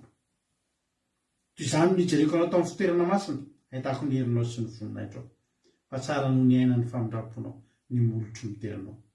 Toy izany nisorako anao raha mbola velona koa, aleloia, amin'ny anaranao nandatako ny tanako, toy ny vokitsoka sy tavy no afokisan'ny fanahiko, ary amin'ny molotra falifaly miteranao ny vavako anao. Raha mahatsiaro anao hoe mpandriko dia mieritreritra anao amin'ny fiambenana alina, efa namonjy ainao ary ambanin'ny aliko ny elatrao no iobiko. Mifikitra aminao ny fanahiko, manohana ny tananao, akavana, fa reny dia mitady ny haiko ka mampidi-doza amin'ny tenany, hiditra ambanin'ny tany izy. Matolotra amin'ny herin'ny sabatra izy, ho anjaran'ny mboholy izy. Fa ny mpanjaka hifaly amin'Andriamanitra, ravoravo izay rehetra mianina aminy, fa akombona ny vavan'izy rehetra mandainga. Davida no niteny an'io tao anatin'ny Baiboly. Maniry anao fatratra, mitady anao fatratra. Ny ten'Andriamanitra dia miteny hoe mpamaly soa izay rehetra mitady azy, izay vonona, izay mazoto mitady azy. I Davida tsy mitady an'i Jehova, fa nitady fatratra. Tena hoe nangetaeta n'Andriamanitra ny fanahiny. Tena hoe hatramin'ny nofony Davida. Zany ny Davida zany tsika matetika dia misy zava-panahy iritsika, dia misy zavatry ny nofo. Rehefa ny nofontsika maniry zavatra dia ohatra hoe tsy te hijery film masina tsika fa te hijery film commando ohatra. Na ohatra hoe tsy te handeha vavaka tsika, iny zava-panahy, fa te handeha etsena, iny zavatry ny nofo. Ny Davida ny zava-panahiny mitady an'i Jehova, ny zavatry ny nofony koa mbola mitady an'i Jehova koa. Na ny fony na ny sainy na ny fanahiny, tsisy mihitsy hoe ny saiko manaiky fa ny nofoko tsy tena nofoko te hanao zavatra hafa fa ny fanahiko te hanompo an'Andriamanitra. Ny Davida na ny nofony na ny fanahiny. Mitady anao fatratra, mangetaetanao ny fanahiko, maniry anao ny nofoko. Davida zany tsy nivoaka ny kadra an'Andriamanitra mihitsy, na ny fony na ny sainy na ny fanahiny. Zany hoe tena olona tena mitady fatratra an'i Jehova Andriamanitra izy. Tsara nge zany ry havana malany dia agagatsika ve. Raha i Davida nahita soa indrindra tamin'ny mpanjakan'i Israely, i Davida nahita fahasoavana. Indrindra eritreretinareo zany hoe le teny nijereny mampinona teo hoe tsy ho diso zanakalahy mpanjaka voalohany. Fa irena antsika vakina vetivety iny. Mpanjaka voalohany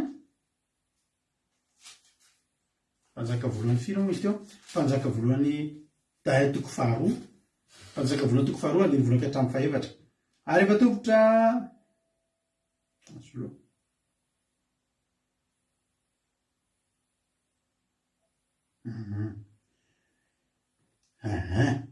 mpanjaka voalohany toko faharoa tany amin'ny andininy fahaefatra. Raha nitaranako hoe tany lehandrehetra ka handeha anatrehako amin'ny fahamarinana amin'ny fondrehetra so amin'ny fanahandrehetra dia tsy ho diso zanakalahy eo amin'ny seza fiandrianan'i Israely ianao.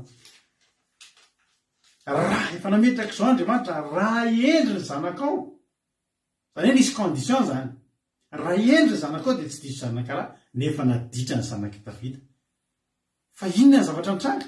Mbola tsy diso zanakalahy ihany izy teo amin'ny teo amin'ny fiandriana. Nisy olona nylaza zay rehefa nataony tetiarina rehetrarehetra mandraky tiany androany dia ireo mpanjakany Angletera ireo ony misy roy mpihavanana amin'ny Davida raha jerena ny tetiarina rehetra hatramin'izay. Za aloha mbola tsy nanamarina an'izay fa zay aloha ny zavatra iaingo nefany afaka azo inona ihany zany fa Andriamanitra rehefa miteny dia tena manatan-teraka. Zany hoe Davida zany rehefa nasiana Andriamanitra raha ohatra raha endry daholo ny zanakao dia tsy diso dia mpanjaka foana fa mizanany naditra fa ngeza loatra ny fahasoavana nomen'Andriamanitra ny Davida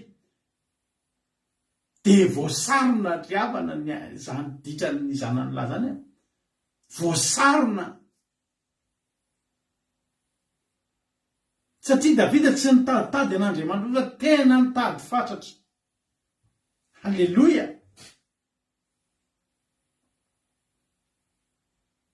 Rehefa nitady fatratra izy dia izy Jehova hoe ao fa omeko anao. Davida ngeravana voakely dia efa tototry ny fahasoavana. Davida ngeravana fanjakana zany efa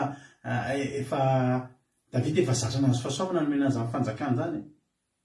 Fanjakana zany Davida tsy dia nataitra ny Davida intsony satria Davida efa nitezain'Andriamanitra nomena soa, efa nitezain'Andriamanitra nomena fahasoavana. Mbola voatany am-boalohany Davida dia fantatsika tsara ny tantara. Rehefa nanomboka halaza io Davida io, nanomboka nampalaza Davida mantsy dia manomboka any amin'ny Samuela voalohany 7:20 dia ny amin'ny inona anie zany ny amin'ny hoe ny amin'ny Davida sy Goliata. Raha tsy nisy Goliata tsy nalaza Davida. Ary Goliata io notahian'Andriamanitra io, nataon'Andriamanitra nitombo io, nataon'Andriamanitra nahery io, nataon'Andriamanitra tena naresy tamin'ny fahavalo rehetrarehetra tany aloha tany io, nataon'Andriamanitra nampatahotra ny olona rehetrarehetra io. Tsy ho an'ny Goliata fa mba hampalaza ny Davida kely. Raha kely no Davida Goliata ohatra Goliata. Raha kely no Davida Goliata tsy nalaza amin'izany Davida. Tsy mampalaza ny Davida raha Goliata kely zany. Fa ary raha maty melohan'ny fotoana koa hoe tratra ny Covid Goliata tsy tonga teo amin'ny toerana io tsy nalaza Davida. Fa izany Goliata zany fitaovana efa nomanin'Andriamanitra ho valitsoan'ny Davida. Raha tsy nisy ny Goliata tsy nalaza zany Davida zany raha teneniko anao. Tsisy nahafantatra zany Davida zany. Ary jerenareo melohan'ny niona ny Davida sy Goliata nosorana aloha Davida. Mbola fahasoavana koa zany satria izao rehefa tonga teo amin'ny Samuela voalohany 7:20 dia voahiraka i Davida, irabotra jerenareo tsara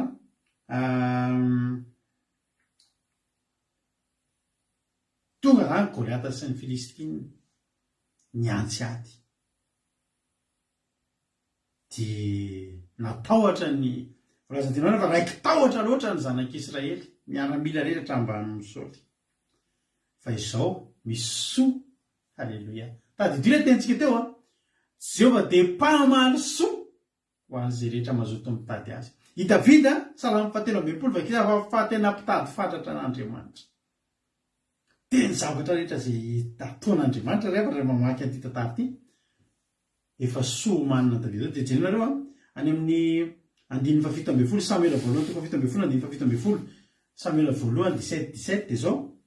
Ary hoy Jesy tamin'ny Davida zanany, eto ity lany iveran'ny efa ity sy reto mofo folo reto ho an'ny ralahinao ka dia atery fainganao any etombany amin'ny ralahinao dia eto any amin'ny fearivony reto fromage didiny 10 reto ka izao na tsara ihany ny ralahinao na manao ahoana. Ary eto indray izy izay ahafantarako ny toetrany any.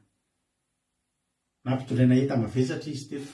Ny rahana betsaka izany zavatra entana zany lango erany efa mavesatra zany.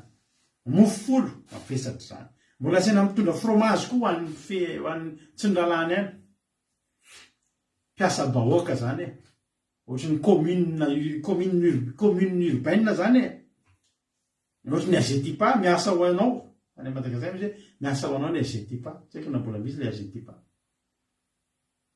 natao hiasa ho an'ny olona rehetra ohatry ny hiraka ho hira-botro fa mbola fahasoavana ho manin'Andriamanitra na hira-botro ianao androany mahazo foana mitady amin'ny Jehova mety ao anatiny ianao ohatry mahatsapy hoe sao verangany anaovana ana dia sao mihitsy hoe Andriamanitra tena andahana ataovy fa misy soa ao ambadika eo mahazo foana mitady amin'ny Jehova vao hiraka Davida izy tsy nomonomonina teto ary avy verena kely aloha ety koa mbola ety mavesitra mivesitretana mety efa tonga lavidavitra Davida azafady mbola misy adiny fa miverena mialatsiny aza tezitra hira-botro fa mahazo ihany mitady an'i Jehova sotro ihany le ranona pango fa ao ambaniny tsy maintsy misy tsy maintsy misy varina pango ao halleloia dia noho ny tonga tany nefa izy efa misy fahasoavana no manina ho azy tao any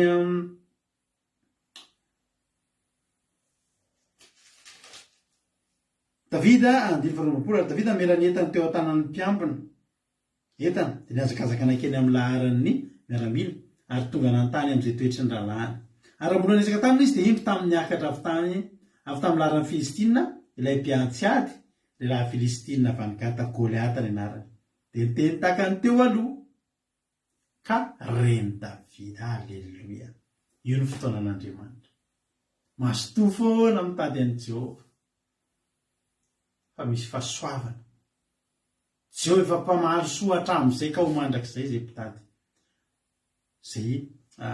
mpitady azy zay mazoto mitady azy reny Davida izy ary ny lahy rehetra teo amin'ny Israely raha nahita io lehilahy io dia nandositra azy fa natahotra indrindra ary hoy ny lehilahy amin'ny Israely vitanareo fa io lehilahy miakatra io iaika ny Israely ny akarana ko izay lehilahy mahafaty an'io dia ataony mpanjaka manan-karem-behivavy dia omeny koa ny zanany vavy ho vadiny dia sady tsy ampanjoavan-ketra ny Israely ny taranadrainy dia hoe Davida tamin'ny olona teny ahoana sy ahoana tsara hoe no atao amin'izay lehilahy mahafaty an'io Filistina ka mampatondro maso ny Israely io tsy maintsy Davida ohatry mety amiko izany ohatry ilaiko daholo zany zavatra izany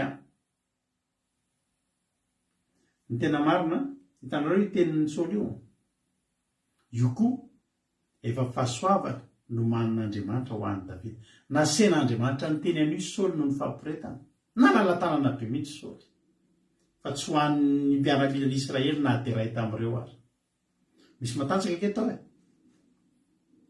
nisy tena mpiady mahery tao miaramilan'ny Saoly tao fa ny problème tsy voaositra fa Davida talohan'ny akan'ny sénateur avana ny amin'ny Samuel voalohany 1:20 efa nosorana izy ary anisany nampiavaka ny Davida tamin'ny olona rehetra teto misy mpiady mahery tao misy nanana fiadiana maro tao misy nanana tena tolotsaina misy mahay mahira-tsaina be amin'ny ady ao misy olona manan-kevitra tokony anaovana an'io fahavalo io ao mety misy olona tena manana kapasité tokony afaka mety amely an'io fa ny problème an'olona rehetra tsy voaositra zao i Davida zay nazoto ny tady an'i Jehova efa valian'Andriamanitra soa efa nandalo teo amin'ny Davida ny mpamaly soa efa voaositra izy ary ireo fitaovana ireo loka ireo cadeau rehetrarehetra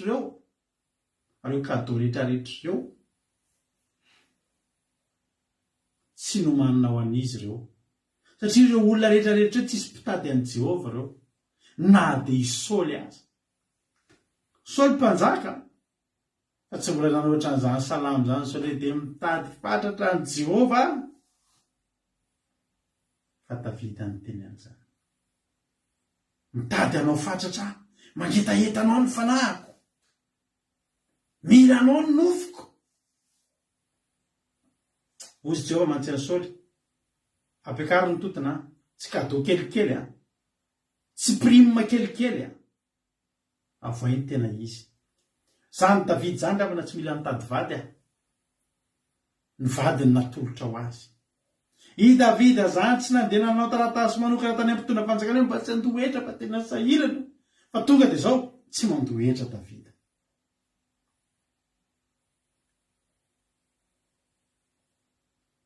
tsy nandeha nankatapitaina tamin'ny razana izy mba tahio ty mpiandro indrikely fa nomena harem-behivavy na nomanana harem-behivavy satria maninona satria nazoto nitady an'le mpamalo soa tsy matiantoka ianao mitady an'Andriamanitra io ravana tsy matiantoka tsika mazoto miezaka isan'andro mitady an'Andriamanitra ahoana sy ahoana reo sisy ny ataon'izany lehilahy zay mahafaten'io lehilahy io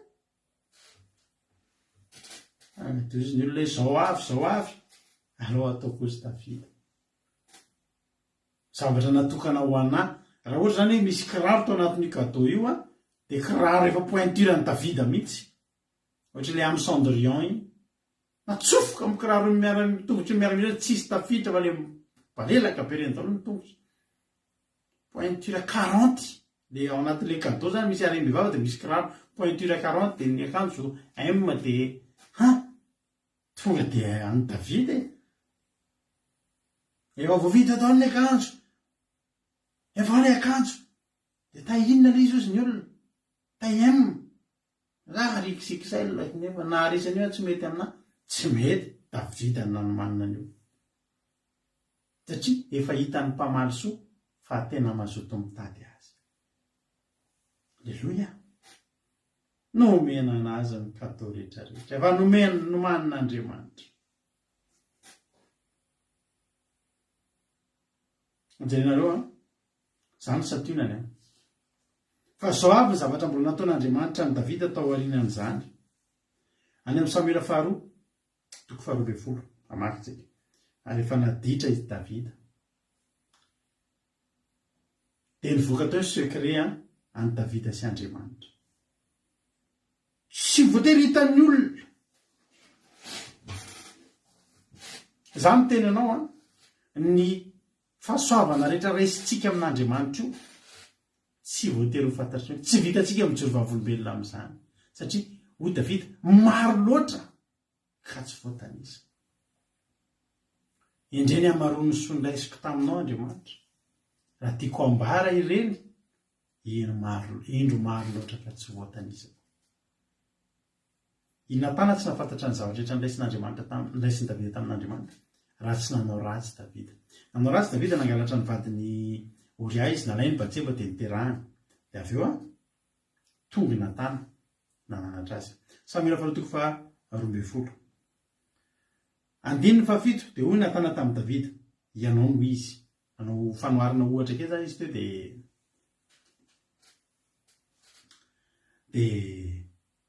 ianao no izy ozy izy ianao le ohatra teneniko izao no lazainy Jehovah Andriamanitra ny Israely eo aminareo amin'izay manomboka eo izaho nanositra anao ho mpanjakan'ny Israely tsy tonga fotsiny teo amin'ny fanjakana teo i Davida fa Jehovah mihitsy nanositra azy Jehovah mihitsy nividy azy ianao ataoko mpanjaka miala any amin'ny mpiandrasan'ondry ianao za anao mpanjaka za nanositra anao ho mpanjakan'ny Israely ary namonjy anao ho afaka tamin'ny tanan'ny Saoly tsy hoe Davida ny mahay miady tsy hoe Davida ny matsilo saina fa Jehovah Andriamanitra ao anatin'ny soa izay novalian'Andriamanitra ny Davida tao zany satria Davida Salamo 63 nangetaheta sy mitady fatratra an'Andriamanitra dia nisy olona tamin'ny tanan'ny Saoly tsy ho azo Saoly nomeko anao ny tranon'ny tomponao na azo tranon'ny tompony izy ny vadin'ny tomponao ho andefomandronao ary nomeko anao koa ny firenen'ny Israely sy Joda Davida tsy nandaka tamin'ny Israely reny na i Joda reny fa nanjakany daholo Joda sy Israely ny fanjakana rehetra zany ary raha mbola tsy ampy ho anao zany dia nomeko bebe kokoa ianao oriavana efa zany nomen'Andriamanitra ny Davida mbola niteneniny raha mbola tsy ampy dia mbola omeko bebe kokoa ianao zany raha miteny fotsiny zany Davida tsy ampy omeko bebe kokoa tsy mitsitsy mihitsy Andriamanitra tsisy notazon'Andriamanitra ny soa teo aminy fa narotsany tamin'ny Davida satria Salamo 63 Andriamanitra mitady anao fatratra mangetahetanao ny fanahiko tady anao ny nofoko alleluia dia efa zany ny soa azon'ny Davida fa mbola izay Andriamanitra etsy raha mbola nily anao mbola noeky zany hoe azotsika refesina amin'izany zany fanalebiazan'ny soa raisin'ny Davida zany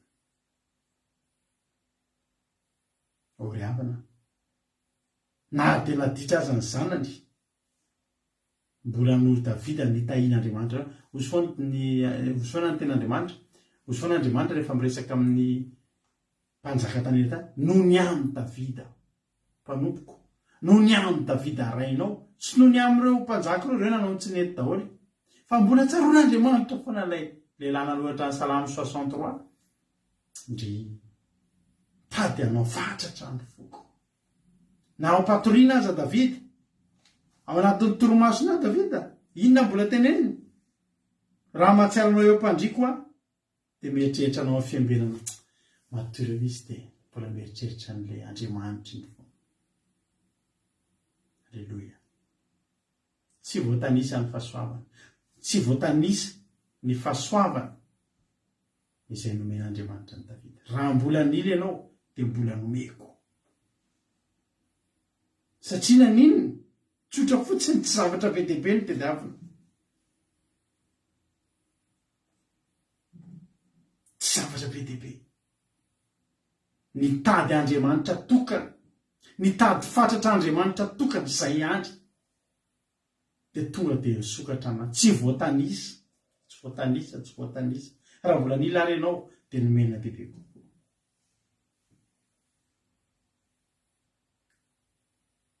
Misy mpanjaka anankiray ao amin'ny Baiboly ao asa mpanjaka. Ao aoriana kely fotsiny misy mpanjaka faharoa. Mpanjaka faharoa toko tantara e, hoe tsika hijery tantara. Tantara faharoa toko 7:20. Misy atao hoe asa mpanjaka zay. Tantara faharoa toko 7:20 andininy fahaenina. Hoy ny ten'Andriamanitra tapany faharoa. Fa efa nitady an'i Jehovah Andriamanitsika isika, eny nitady azy isika ka nanome antsika fiadarana amin'ny manodidina izy ary tena amboariny avokoa. Nitady no fitadiavany asa an'Andriamanitra, asa ny anaran'ilay mpanjaka no fitadiavany an'Andriamanitra dia nomen'Andriamanitra fiadanana amin'ny tsy misy ady teo amin'ny firenena.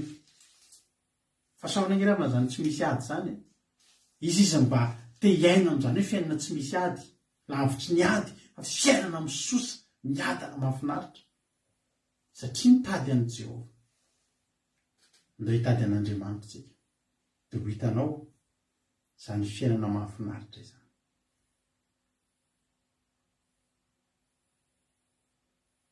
Tsy mitady fotsiny fa tena mazoto. Efa alina zao. Mbola reo nareo reo. Za misaotra anareo. Satria maninona? Manome fahafahana an'Andriamanitra hanisy soa anareo. Tsy verimaina io riavina. Za tena mampahery anao, tsy verimaina io mivavaka foana io. Tsy verimaina no mitady an'Andriamanitra foana zany. Tsy verimaina no reraka miaritory amin'ny asan'Andriamanitra, tsy verimaina zany. Fa misy fahasoavana tsy tanoanoa ao ambadika io. Lanitra ingely ao nanomen'Andriamanitra atsika. Jesosy rehefa tao amin'ny Baiboly zany misy teny Jeloha mahafinaritra be mba mareo amin'ny Baiboly nareo. Salamo 70. Alleluia. Salamo 70. Tsara Jehovah. Salamo 70 andiny fahaenina-mbifolo. Hoy ny ten'Andriamanitra: aoka ho faly sy ravoravo aminao izay rehetra mitady anao. Aoka izay rehetra tiany famonjenao anao mandrakariva hoe ankalazena ny Jehovah. Aoka ho faly sy ravoravo aminao izay rehetra mitady anao. Rehefa nandeha Jesosy any amin'ny Marika toko 1 any. Nandeha Jesosy any amin'ny Marika any dia hoy izy ny Marika toko 1 andiny 5:30. Ny soramarina dia nankanesan'i Jesosy tany an-tany foana sy nandehanany tety vohatra tany Galilea. Amin'ny anaran'i Jesosy ary ny fomaraina alina koa izy dia nivoaka nankany an-tany foana izy ka nivavaka tany. Ary dia nandeha nitady azy Simona sy ny namany.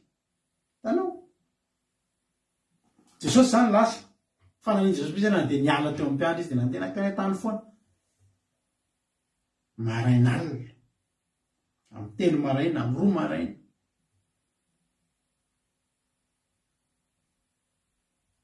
Ny fo maraina alina. Fa i Simona sy ny namany koa sy ny rarana alina io na maraina alina io na maneno koa na inona fa zao andao hitady an'i Jesosy. repetera kory avana tena azoto olona mazoto zany fomarain'alina zany jesosy nazoto be aloha andeha hitady an'andriamanitra fa simona sy namako nazoto be andeha nitady an' jesosy. Alleloia. Ary andin'y ary nahita azy izy dia anao taminy hoe ny olona rehetra mitady anao jesosy, ny olona rehetra tam'izany, ny olona rehetra nitady an' jesosy, ny olona rehetra nazoto nitady an' jesosy. Fa eo kosa izy taminy andesika hialaka any amin'ny tanàna akaiky mba hitoriko teny ihany koa fa izany natongavo dia nandesika nitoroteny tamin'ny sinagogan'ny olona erany Galili sady namoaka ny demony. Voana eny zany Jesosy hoe ny olona rehetra mitady anao Jesosy. Jesosy ay mitady anazy reo andao ary andaotsika hiala eto dia andeo any amin'ny tanàna akaiky indrindra eto. Voalohany indrindra voareny Jesosy fa mitady azy ny olona rehetra dia nalehan Jesosy voalohany ny tanàna teo akaikiny teo. Zany hoe zao zany samy mitady azy daholo ny olona fa ny olona sasany mbola lavitra anazy. Jesosy raha miverina mitady an'ireo olona zay mitady azy ireo dia zay efa teo akaikikaikiny teo. Hozy izy asafany amin'ny Salamo 73:28 raha izaho dia nao akaikin'Andriamanitra mahatsara. Misy tombony ry havana eo akaikin'i Jesosy io aza miala lavitra azy ianao fa raha hiverina izy dia betsaka ny izany tsy mitady azy, mitady azy daholo ange ny olona. Tonga ny cyclone Freddy mitady azy ny olona, tonga ny crise sakafo mitady azy ny olona. Fa mifantaniana petrako sady mitady azy ianao ny akaiky azy sa mitady azy ianao fa lavitra anazy. Hoy tena Andriamanitra hoe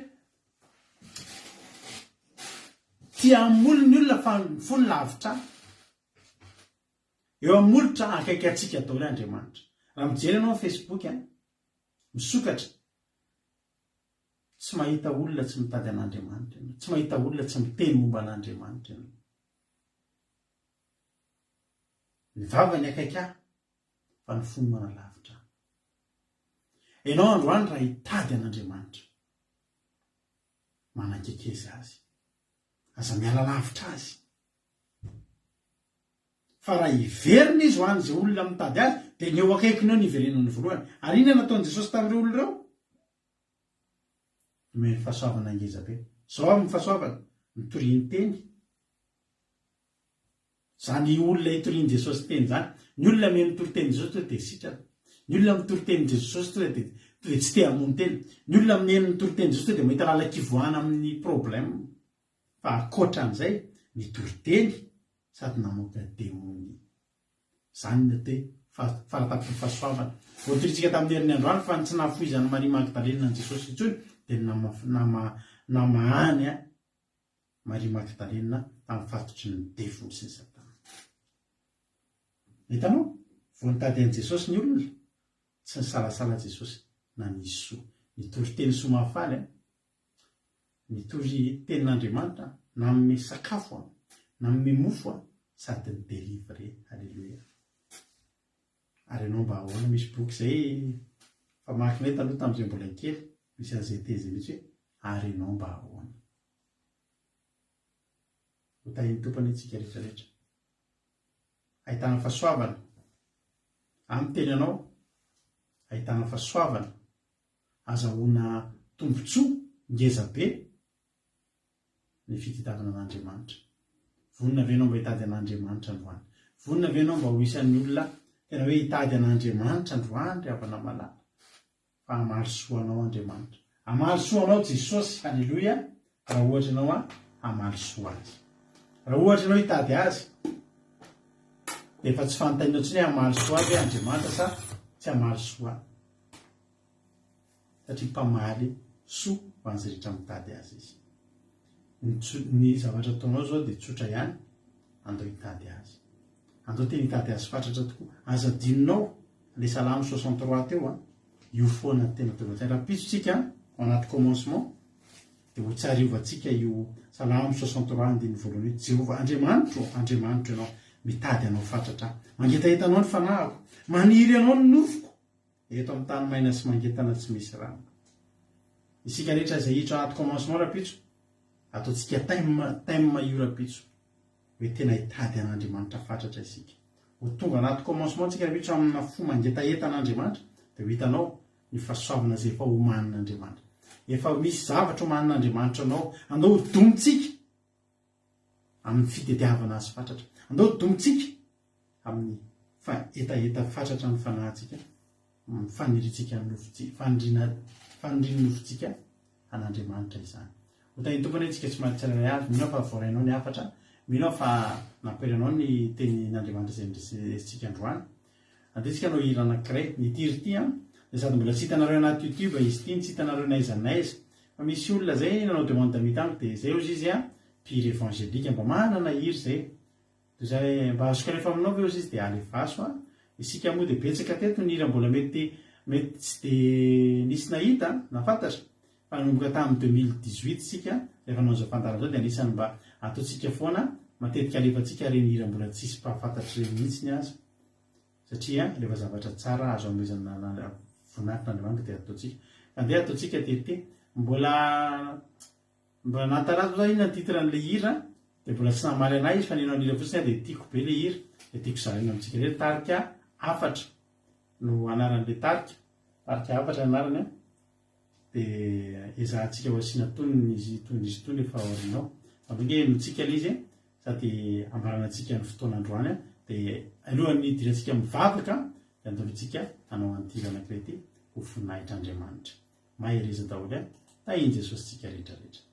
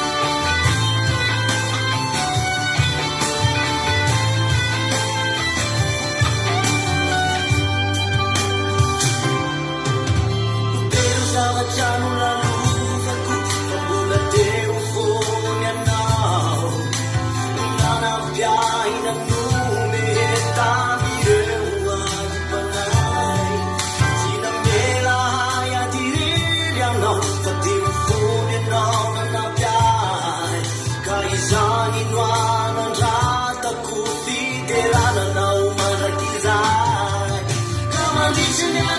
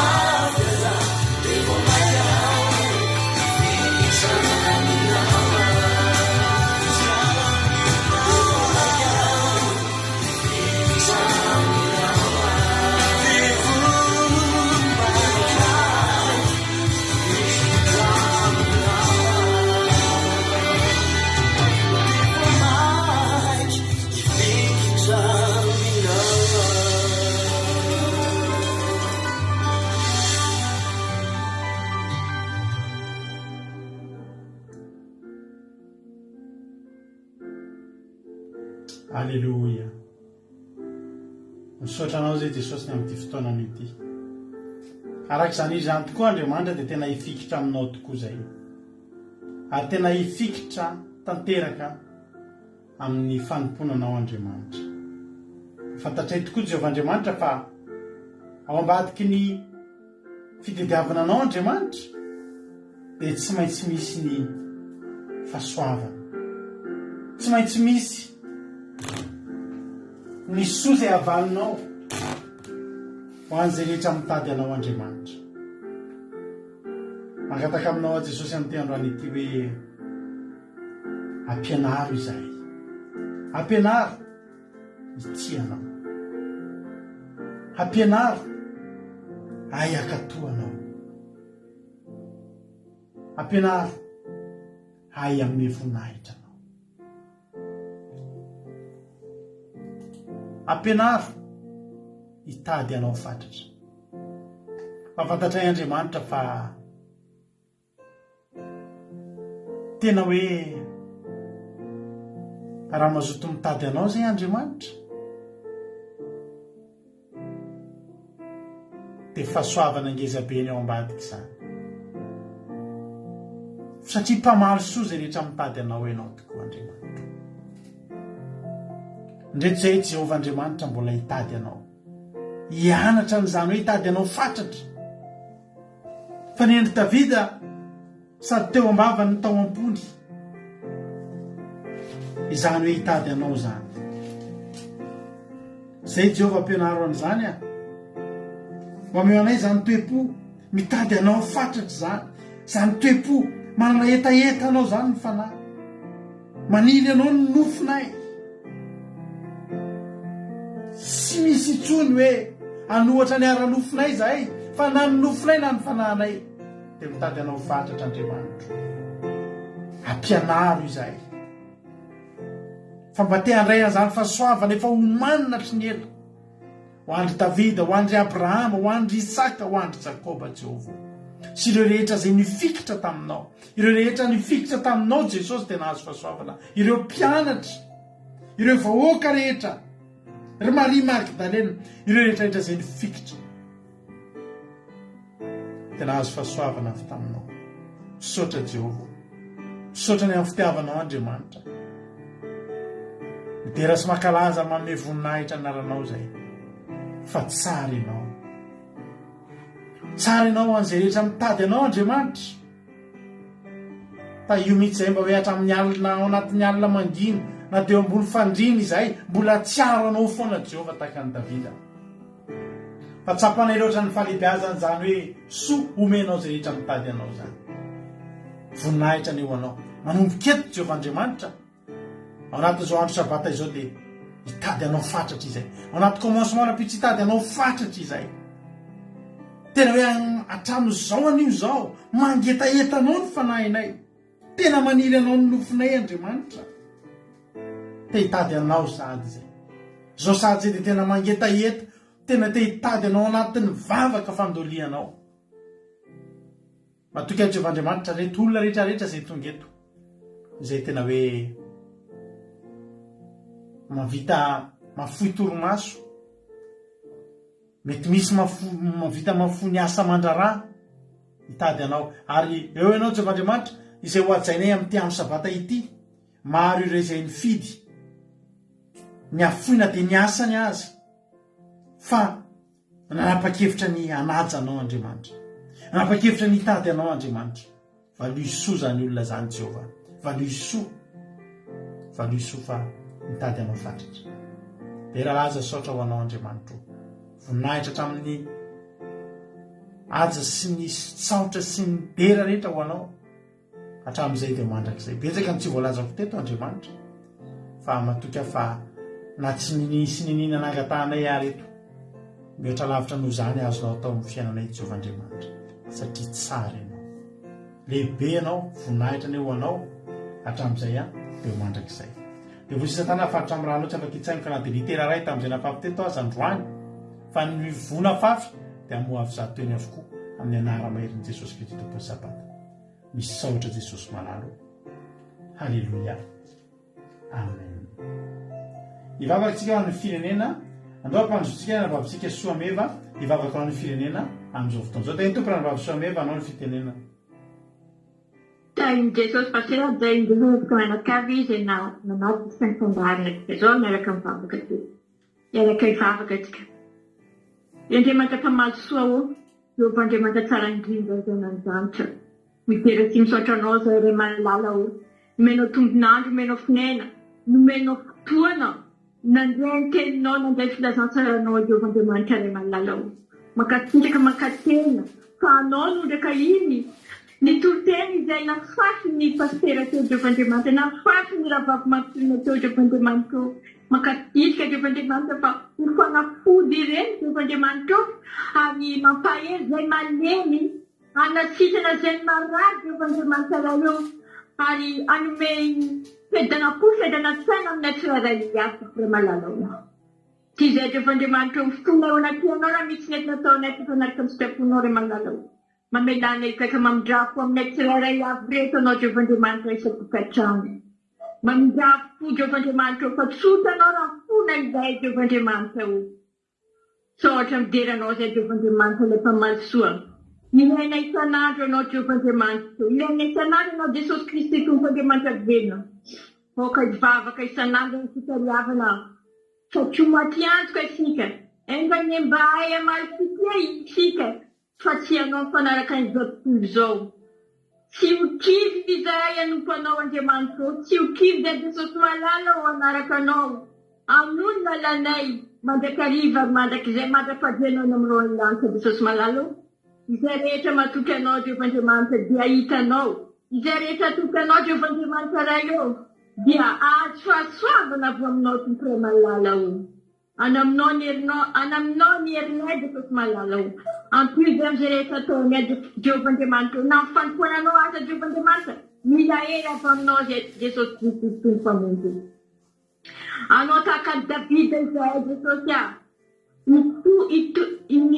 anohitra ny nanofo na ny fo Jesosy malala atolotranay anao izany azahoanay mivavaka Jesosy azahoanay izay rehetra kadiavinay Jesosy amin'ny fahasoavanay Jeovandriamanitra io. Ny fotoanany rehetra Jeovandriamanitra izay rehetra sisa tavela dia atolotranay anao izany Jeovandriamanitra. Mangatitra koa aminao izany Jeovandriamanitra firenenay Madagasikara Jesosy Kristy Andriamanitra velona. Mba hitodika fantatra aminao, mba hitady anao fantatra izy ireo Jeovandriamanitra. Ny havanay sy namanay Jehovah malala izay mbola tsy malalanao. Engany mba hanolotra ny fiainany sy ny fony aminao izy ireo. Fa tsy ho variana amin'izao tontolo izao sy ny fanompoan-tsampy ray malala. Ampimo ireo sahirana Jeovandriamanitra.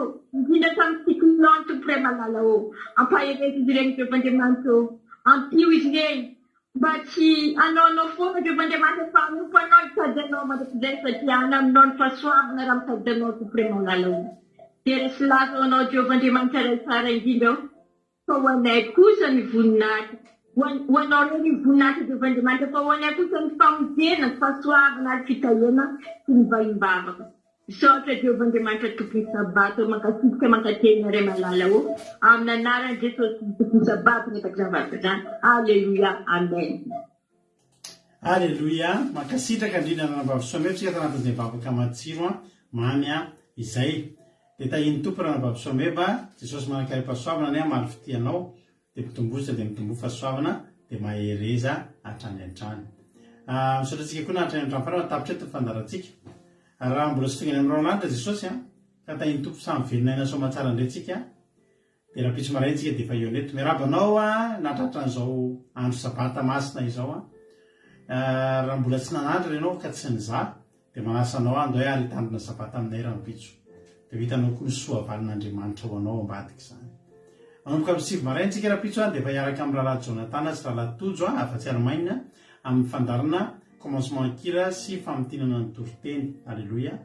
Ary aorianan'izay dia tapitra izay dia miditra anaty Zoom isika.